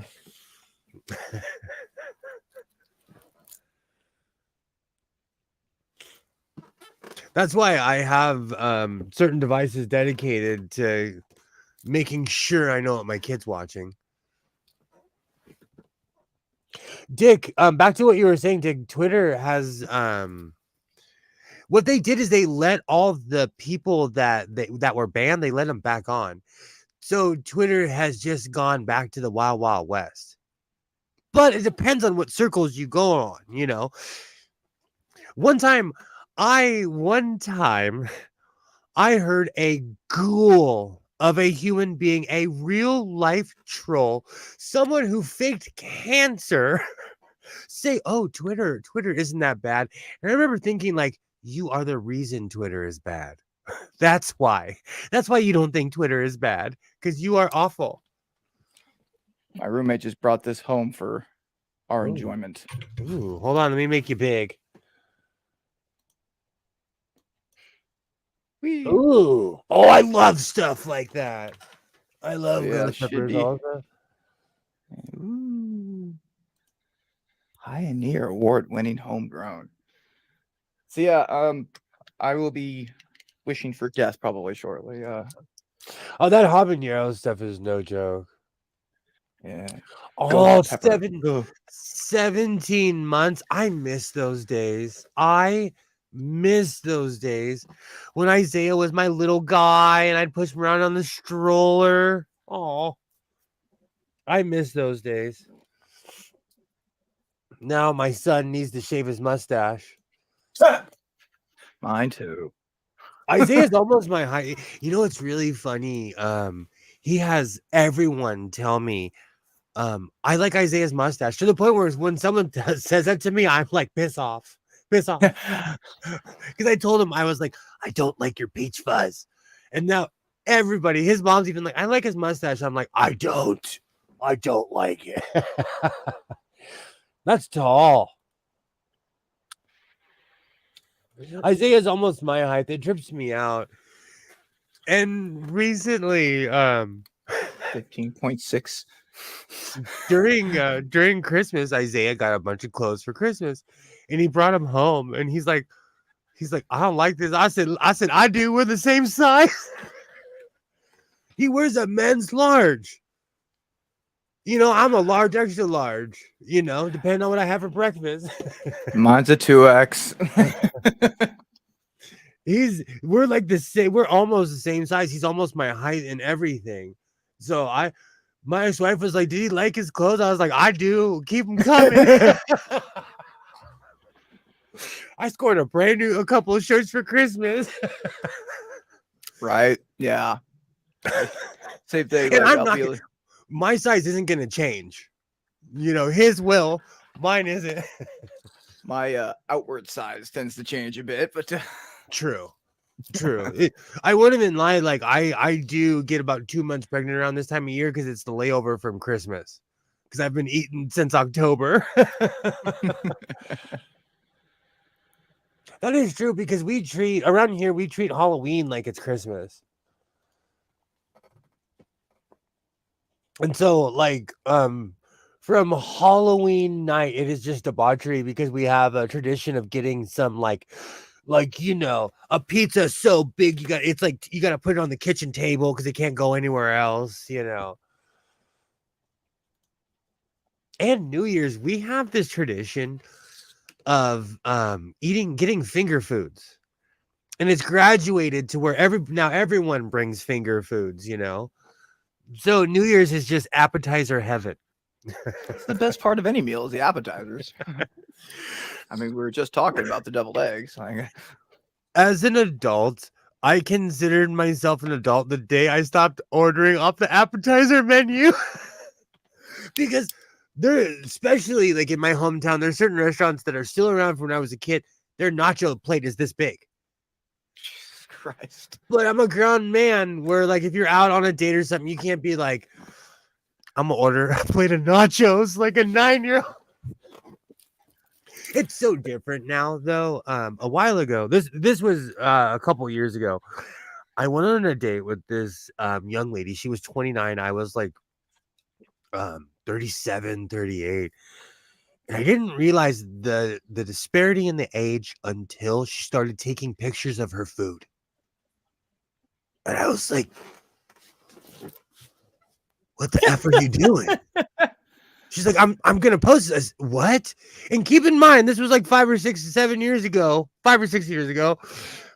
But I didn't know that people took pictures of food because I was so out of the loop. I had no idea, because I usually date people that are older than me, much older than me. Quite honestly, I usually date people that are 10 years older than me. Going for the G-MILFs. I love, man, MILFs love me. And see, that's the thing. One of the reasons that I date everyone's mom is because MILFs they have nothing to lose. They walk up to me. Hey, how old are you? You look young and old at the same time. You have a job, right? Who knew the biggest turn on would be you're employed? I learned that in Oregon. I had a crummy job, and see, I'm gonna say this. I'm gonna say it because I'm from one of the most pretentious places on earth. When I lived in Portland, Oregon, I worked at a Carl's Jr. No, okay. When I worked in downtown LA, I worked at a Carl's Jr. I literally would get spit on by people wearing my uniform. Okay. When I lived in Portland, Oregon, people were like, this mofo has a job. Not one person brought up the fact that I worked at a Stinky Carl's Jr. Not one. Because in Oregon, they were like, nah, bro, you go to work every day. You go to work 6 days a week. Like, no one said anything about it, you know? So it depends on where you live. I know, Liz. It's so sad. I remember now he just talks back. He wants to drive my car. Mine has no interest in driving. No, I encourage mine to drive. Even if he can't get a license, he's gonna be my driver. Yeah, everyone needs a DD every once in a while. I don't even drink, but he could be my DD.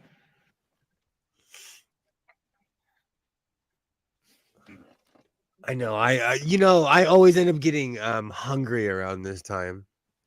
God, have I really been ranting that long? Wow, yeah. Quickly approaching 11 o'clock here. I can always tell what time it is by how much I get. Like, I always measure it on what I'm craving. Like, the more I'm craving, I'm like, oh, I've been sitting here for a while. Because first it'll start off like, oh, I want this or that. That reminds me. It's that time of year. Nah. Oh, nice. The egg ones. They make them all season long, but I am addicted to picture this. Godless tilting his head, back a tad swing side to side, and Steve Wonders is playing loud.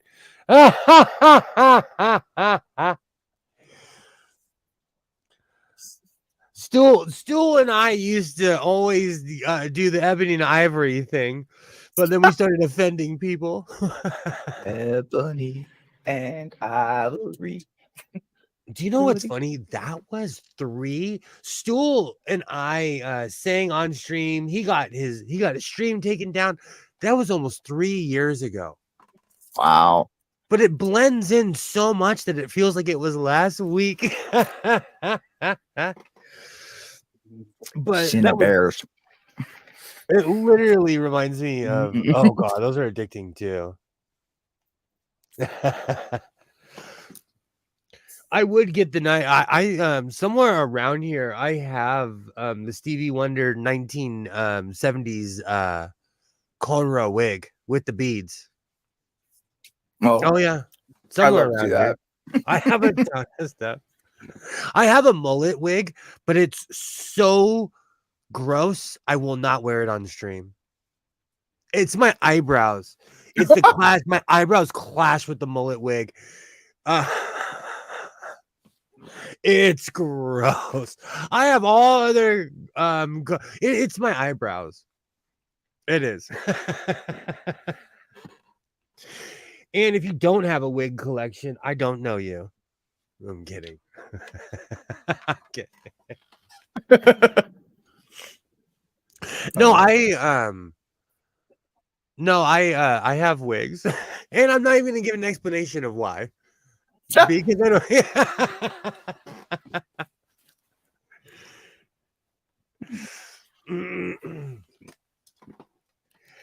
Do you know YouTube does not have the same like restrictions that they did years ago, and it's arbitrary because, quite honestly, I wonder if I did start singing a copyrighted song, would they take me down? I think you're good as long as it's not like tone for tone, like because people do covers of songs all the time. Yeah, I was about to say, like, if you type in "Stairway to Heaven" on YouTube, you will get everything except for the original. Dick Dawson's is very knowledgeable on that kind of stuff, actually. You have to be very, because I watch a ton of music on YouTube. I watch everything from like throat singers to Scandinavian Viking singers. They do this weird opera. It's actually really awesome. It's this whole like cultish thing. They walk out in robes. They actually tour around. I'm subscribed to them. They actually do tours. Like I watch all kinds of stuff. But when you type in certain things, because I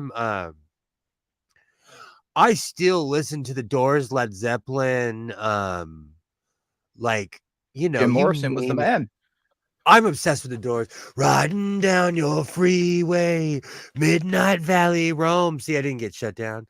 Cops in cars. I effing love the Doors. Like I could sit here and sing the Doors. We played People Are Strange at my mom's funeral. People are strange when you're a stranger. I love the Doors. Women seem wicked. That's my band. But if you type in the Doors, you'll get every cover from here to the moon. Literally. Every interpretation. Led Zeppelin also. Motorhead too. Every guitar head on earth loves to play Motorhead, and I've seen Motorhead twice, and so when like I'm having a bad day or something, I love Motorhead, and I put them on, and it trips me out how many people cover Motorhead. Oh gosh, you're killing me. Music died in 19. Do you know what's so funny? I'm obsessed with Faith No More. And a lot of people think that like grunge killed that era of rock. Hey, Commander. Yay! I loved. See, but I'm biased because that was my era, like Poison. Because the Scorpions never stopped performing. I've seen the Scorpions like 11 times. Oh, but they perform at the county fair every year. Does that count? I go to their shows. I go. They play a full set too. They'll Nice. play a full set, dude.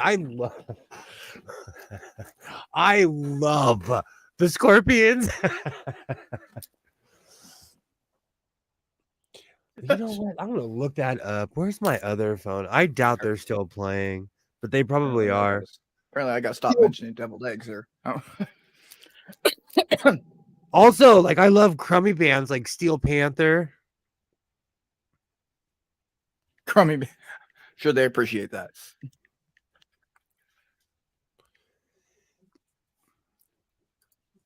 $1965 German rock band. Wow. Hold on. They have 4 million subscribers on YouTube. Jesus. Yeah, they're still touring. It's amazing. So there's this little kid, right, that I do like a Big Brother program for, right? And I asked him, what he got for Christmas. You know what this motherfucking kid got? Tickets to see Bruce Springsteen. I want to go see the boss. Right? I want to go see have you ever heard of? I'm like, yeah, I've heard of the boss. Oh, that's so funny. People, you know what's so funny? I was looking up events right now, and the Scorpions are going to be in Vegas. People are freaking out about Adele being in Vegas. I want to go see the Scorpions.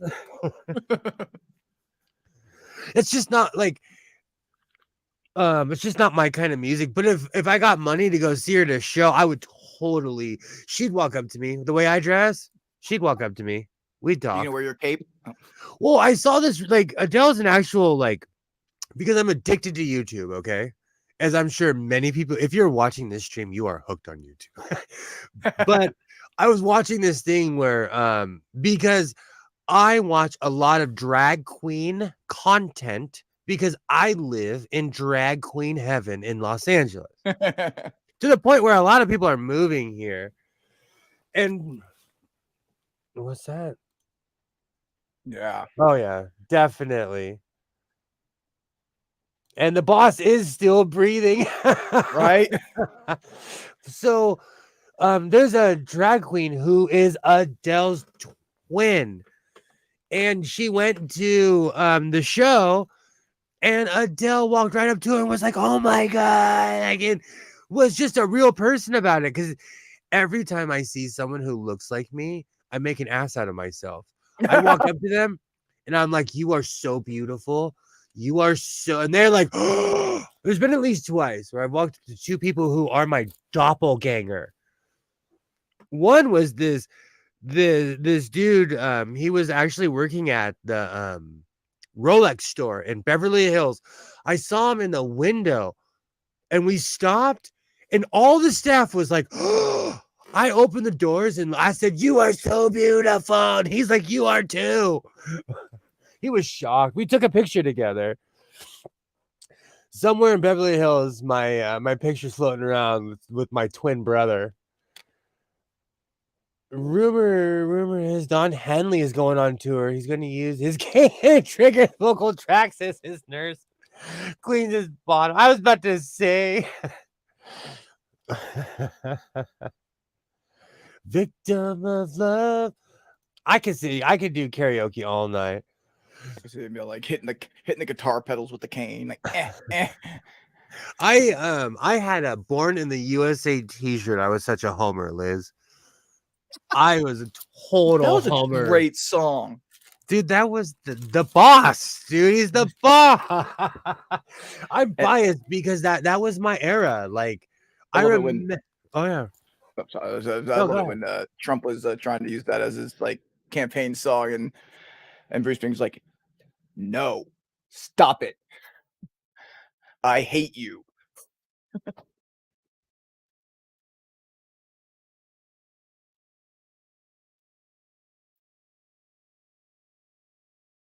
Right. He's 11 years old. I think Liz is lagging behind again. Yeah.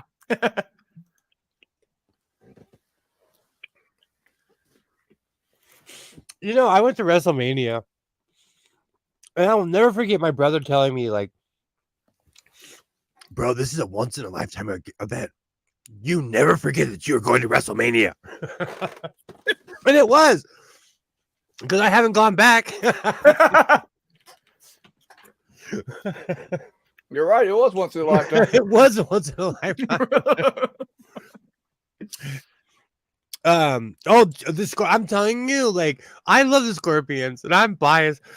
I had an ex-girlfriend who was a bit of a rocker, and she took me to go see a bunch of shows, and like, she taught me that, like, you don't have to pay a bunch of money to go to certain shows.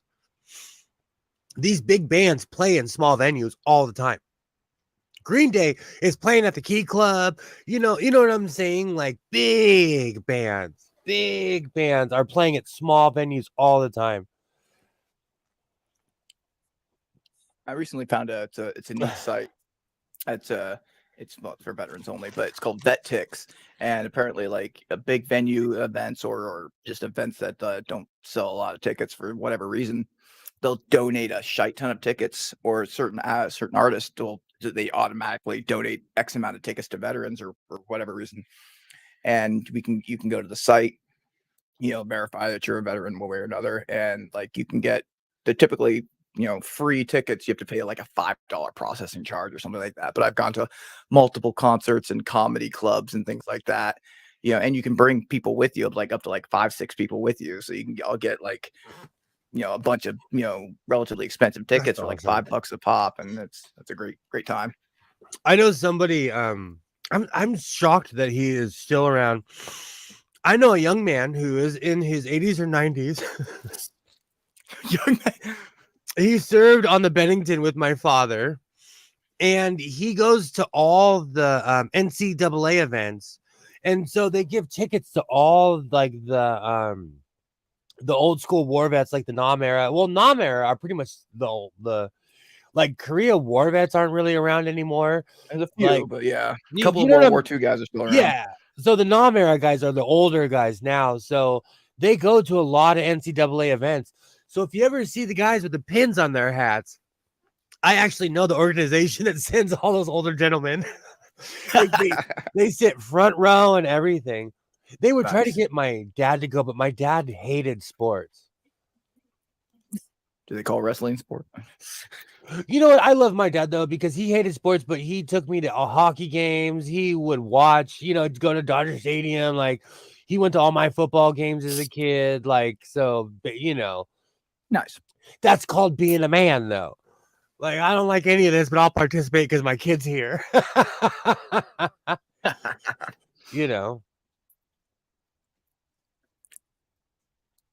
God, you're right though, Dick. Like with auto tune, the way it is, like you don't have to have any sort of talent to be able to sing. I'm so biased. I do not watch modern day music. Does that make me bad? I went actually. Well, no, I took my kid to go see Sabathon because he was into Sabathon, and I was like, "We're gonna go see a show." And Sabathon put on one hell of a show. They came out to the effing Staples Center in Los Angeles in a tank. So Sabathon is awesome. But besides that, I really don't listen to modern music.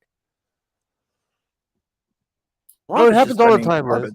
Oh, sorry. Go ahead, kids. Oh, a lot of the music today is just garbage. Not to sound like a boomer. I was just about to say, but I remember the day. My pops was my hero, but he was also a dick. And I'll never forget the day he walked in. I was watching the Snoop Dogg video, and he's like, this will never last. Snoop Dogg's like, smoke weed every day. Hey, what's up, Native Atheist? How's it going? How's it going, brother? And I'll never forget, like, he hated rap. And I've turned into my dad. Like, I see certain stuff, I'm like, this is not hip-hop. Cut your dreads, kid. Is it 1992 again? Like, I find myself being critical all the time,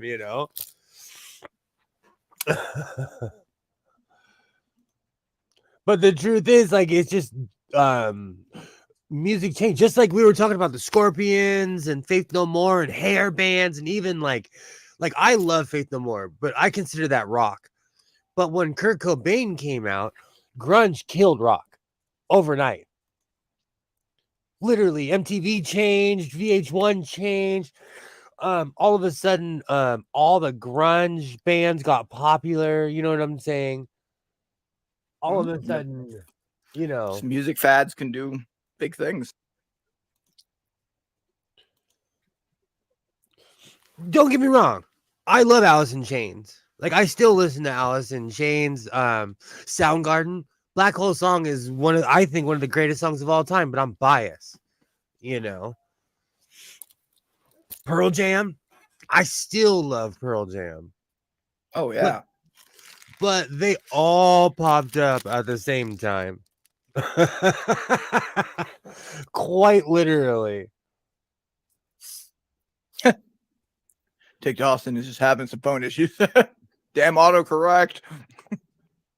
Oh, you have no idea. I hate my phone. I messed up because I typed in Ducker so much that my phone corrects me now.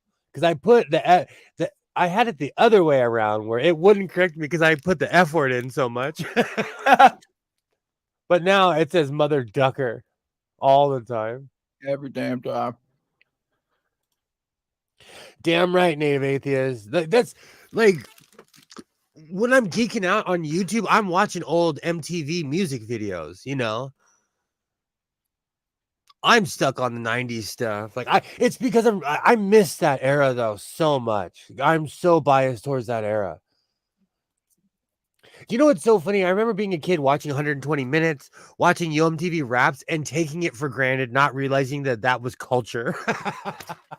Not realizing that, like, watching a video when it was first put out is unheard of nowadays, you know? Because you can just I go did. online. Sorry, go ahead. No, I had a teacher, I think it was 5th grade, 6th grade maybe. She we could go into the class, before class when there was time, and she would allow us, because a lot of us didn't have cable TV back then, but the school did. So we could watch, in theory, MTV. But she didn't allow us to watch MTV because she was, it was a little conservative there, and there was lots of, tits and ass in there. So we could listen to the music, but we had to tape pieces of paper over the screen. So we weren't watching the MTV. We could sit there and listen to MTV. It was just ridiculous. Oh, that's crazy. The circular thinking of people, like, that's crazy. A long time ago, because LA is a land of high-speed chases, and some slow speed. When I was in high school, we had cable in the classroom as well. We had a teacher. He didn't last very long. He put it on CNN, and I'll never forget, because the chase was on every channel, and they had it live. And I'll never forget for as long as I live, because I was a kid and it's impressionable. This guy had a sign that said HMOs will kill us all. And he offed himself on live TV, and we all saw it. That dramatic. So this guy had to tell our parents. Oh my God. That he let a bunch of 15 and 16-year-olds watch. And I'll never forget. My dad was talking to my mom, and he's like, "Why'd this guy tell on himself?" But there was some weird legal thing where he had to, inform the parents, like, "Oh, your kids witness this," I think I remember. Obviously, I don't remember actually watching it live or anything, but I think I remember they made legislation after something, some very similar event to that. Where it was that guy. Yeah, where they couldn't. It wasn't live, but he's the reason why they can't zoom in, because he also you can watch it on YouTube. He also offed his dog, and then himself. God, and this is the one that had the gun and the badge. Yeah, and a sign and everything, and the whole transaction was caught on, because helicopters. They could get a flea on a dog with their cameras even back then, and they zoomed right in on him. Yeah, you'd figured by then we were all grizzled veterans, but all of us were like, "Oh, oh my God!" It's not rare. It's so sad. I am so LA. It's so sad. I'll hear a bunch of sirens and helicopters. I turn on the TV, and I will literally watch a high-speed chase drive past my house, because I live next to a freeway. And there's going out there with a sign well, I've learned when I was a rookie in my 20s, when I lived in the heart of Los Angeles, I'll never forget, there was a guy who stole a flower truck, and I'll never forget. First off, it's unreal to look in the sky and see 15 helicopters, because it's big business in LA, But long story short, I will never forget the look in that man's face of desperation and fear, and what am I gonna do? And he was just driving like I'm so screwed. You could smell the fear on the man, because he literally had 15 cop cars behind him. They were not gonna let him go. You don't pull over, you're done. In LA, you don't pull over, they're gonna get you. The look of a man who is regretting a lot of life decisions. Oh, I saw him eye to eye, because he drove right slowly past me, and man, high speed chases are real, dude. People are dummies. They're dummies. But I want to give you a fun fact about high speed chases in Los Angeles. 30% of people get away. Do you know how high a percentage that is? That's scary. The cops admitted 30% of chases. People Dick. get away. Have a great night, Dick. See you, brother. There's been a few lately, and you know what's so sad? It's monkey see, monkey do. People drive into parking structures, and so they'll drive into a parking structure and bolt. And so now people know that the cops, like if you run into a mall parking structure, they know the cops are slow. Or if you run like LA, we call it the wash, but it's called the LA River. We have a concrete river running through all of Los Angeles. And it's literally like right now, it's a giant storm drain. So we're not getting flooded because the wash is filling up and it's slowly heading down towards the ocean. And so it is not rare for someone to pull in the wash because it's a giant concrete. It's just nothing but concrete. I know you've probably seen it in a million movies and not even known it, you know. I didn't know that's where it was. It's the LA River. It's literally the LA River. Interesting. Which I'd be really interested to see how filled it is right now. Right. There's a bloody creek that's out my back window there, and it's been getting higher and faster in the last few days. I'm like, oh boy. That's like my mom told me. She's like, depending on the conditions, you may be driving me to work tomorrow because I have a giant truck. I'm literally driving past people as they're stuck in the road. I'm like sipping my coffee as I'm driving. You know?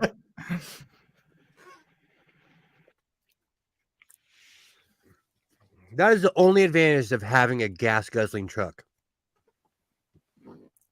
For real. It's not environmentally friendly. Do you know that in 3 or 4 years, my truck will be illegal? Oh, the California thing, right? Because what they're going to do is they're going to start phasing out the years. So if you have anything from the 80s, they'll say the 90s down. Because my truck was pre-smog pump, we just put one on. And so they'll say like, oh, anything that's pre-smog pump or anything like you won't be able to drive your Chevelle anymore around Los Angeles, which is BS because Los Angeles is the land of classic cars. I wonder if there's gonna like have exemptions or like permits or something like that. When I drive through the valley, like it's no joke. Like you see nothing but lowriders, and those are like old clunkers that people put thousands of dollars into. You know? Yeah. It's like like you would think like around here rock crawlers and big 4-wheel drive and things like that are real popular. And you would think like, oh, the newer big awesome trucks would be great at that. No, they're all old Toyota 4Runners and Jeep Wranglers and things like that. You know? It just bothers me how they're gonna I own an obscene amount of gas generators, chainsaws, like all that's gonna be you're gonna give me incentives. I'm gonna need hundreds of thousands of dollars to replace my equipment.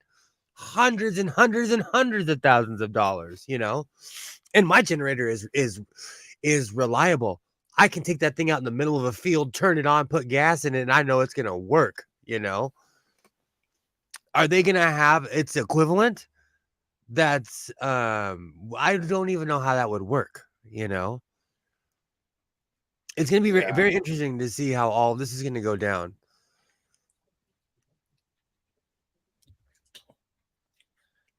Am I gonna get like am I gonna get a truck that can tow, that I can put in a charging station? That doesn't even sound right. Like I can with my 88 F-150, I can pull oak tree stumps out of the ground in second low. I pull that thing in second low, like get out of my way. Will I be able to do that with this new age stuff? No, I don't know. I would think like at least the couple of trucks that I've seen, the electric trucks, the Cybertruck and the Rivian, those things are pretty beast. Like they have not only high amounts of torque, like your big trucks typically, but it's instant torque, so they can go 0 to whatever, like ridiculously fast. But That's a good question about exactly like the power that it can do from like, literally towing stuff. But I think My they're getting my there. truck has a tow package where I can tow any type of trailer, it can it here's my beef, okay? Modern day trucks are $60,000 or $70,000. Sure.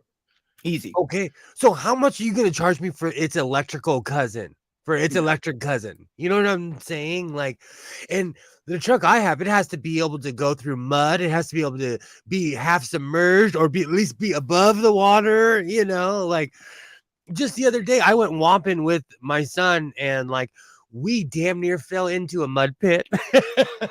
And the truck just freaking it took us right out. Will an electric vehicle do that? See, and that's what I'm saying, Mark. Like they're outlawing gas powered generators in the next 2 years. In the next 4 to 5 years, they're gonna outlaw vehicles that are like my truck. And then I have another truck that's from the 2000s. They're gonna start outlawing those trucks within before 2030. They're gonna completely phase out gas powered everything in the state of California by 2030. That's in 7 years, guys. We'll all still be here. Yeah. It's not that far away. But Mark, like with at least in the modern electric vehicles, hybrids and fully electric vehicles, all their electrics and their fuel cells are designed to be safe underwater, even fully submerged. So I'd say most electric vehicles would be relatively as safe in a flood environment as modern gas vehicles, even though I would say older gas vehicles are probably safer because they got, less stuff to depend on. And you know what? Native Atheist makes another point as well. I completely forgot about this. Their batteries are not environmentally friendly. They're worse for the environment than freaking gas. Yeah, to develop. At least the recycling technology is pretty good. And although the replacements are, you're absolutely right, they're expensive. I've had my electric vehicle for near a decade now, and have not once had to replace or even touch the battery, and they're still as good holding a charge as the day I got it. And you guys, I'm sitting here talking trash, and I drive a Ford Flex, so I drive an electric vehicle. I have 2 gas guzzlers and one compliant vehicle. But I'm just mad because do you know what's so sad? I would move if they forced me to get rid of my truck. Yeah, and That's how that much does I love sound my unrealistic. Oh, like the tractors. I have 2 tractors. I have a 1976 Ford tractor and a Kubota. Like, are you kidding me? You're gonna give me an electric Kubota? Do you know how many? Dude, that'd be millions of dollars. To replace that tractor would be millions of dollars. Yeah. And are there like electric equivalents thereof of like I'm sure there are. bulldozers and things? Like I've never actually thought I'm about sure it. there are, and I'll tell you why. Because a couple years back, I want to say a Japanese company, I believe, bought out Harley, and Harley has electric Harleys now. Right. Didn't they like add like artificial sound makers and things like that? Yeah. Because he just didn't sound like a Harley. They don't have any sound. Yeah. I've heard one. I've seen one. They're bitching. They're awesome. I'll tell you right now. Like I would rock one, but they don't. They're not rootin', tootin', and scootin', as they'd say in Australia. They don't make that noise. They don't like. So they're gutless, but they go fast as hell. There's a saying in the biker world, like everybody talks trash about a scooter until you get on one. They're awesome. You just don't want your friends to see you driving it. Like Vespas are awesome, but if your buddies saw it, they would laugh in your face. Like what? I'm getting like 60 miles to the gallon. Dude, scooters are awesome. But if my buddy saw me on one with a helmet, they would die of laughter.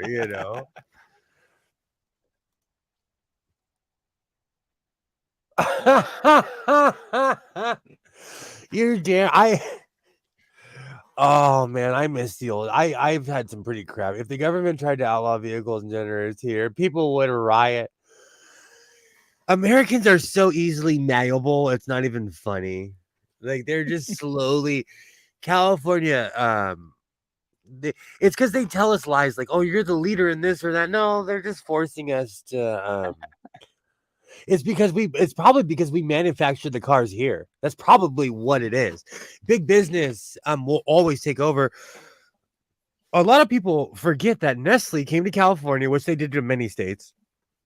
They stole our water and then sold it back to us. Literally bottled it and sold it back to us. And if you're eating a Hot Pocket, you are contributing to the death of the water in California. Do you know who told me this? Isaiah, because he'll go look at labels like oh, Nestle, I can't eat it. Oh, he won't eat Nestle products. He won't.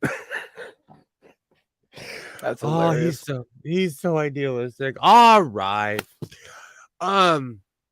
Thank you. I want to thank everyone who showed up tonight. I've had kind of a traumatic week, last week. So I thank everyone who showed up. Skits, you have anything to show? Hey, no, just appreciate you having me on, brother. It was good to hang out. Oh, you're always invited on. Oh, you know what? I have a 1988, man. Those are just they're just built to last, like a damn sewing machine. It was built to last. It was built to last. Oh man, I don't know. I'm telling you, Mark, they're trying to outlaw. They're not trying to. They're going to completely outlaw gas-powered everything in California. It's awful. But with that being said, I'll be around next week, and I'll have another chatty video out within a week. Thank you so much for showing up. And I'll see you guys next time. Reinforce your seams, be yourself, and I will definitely see you next time.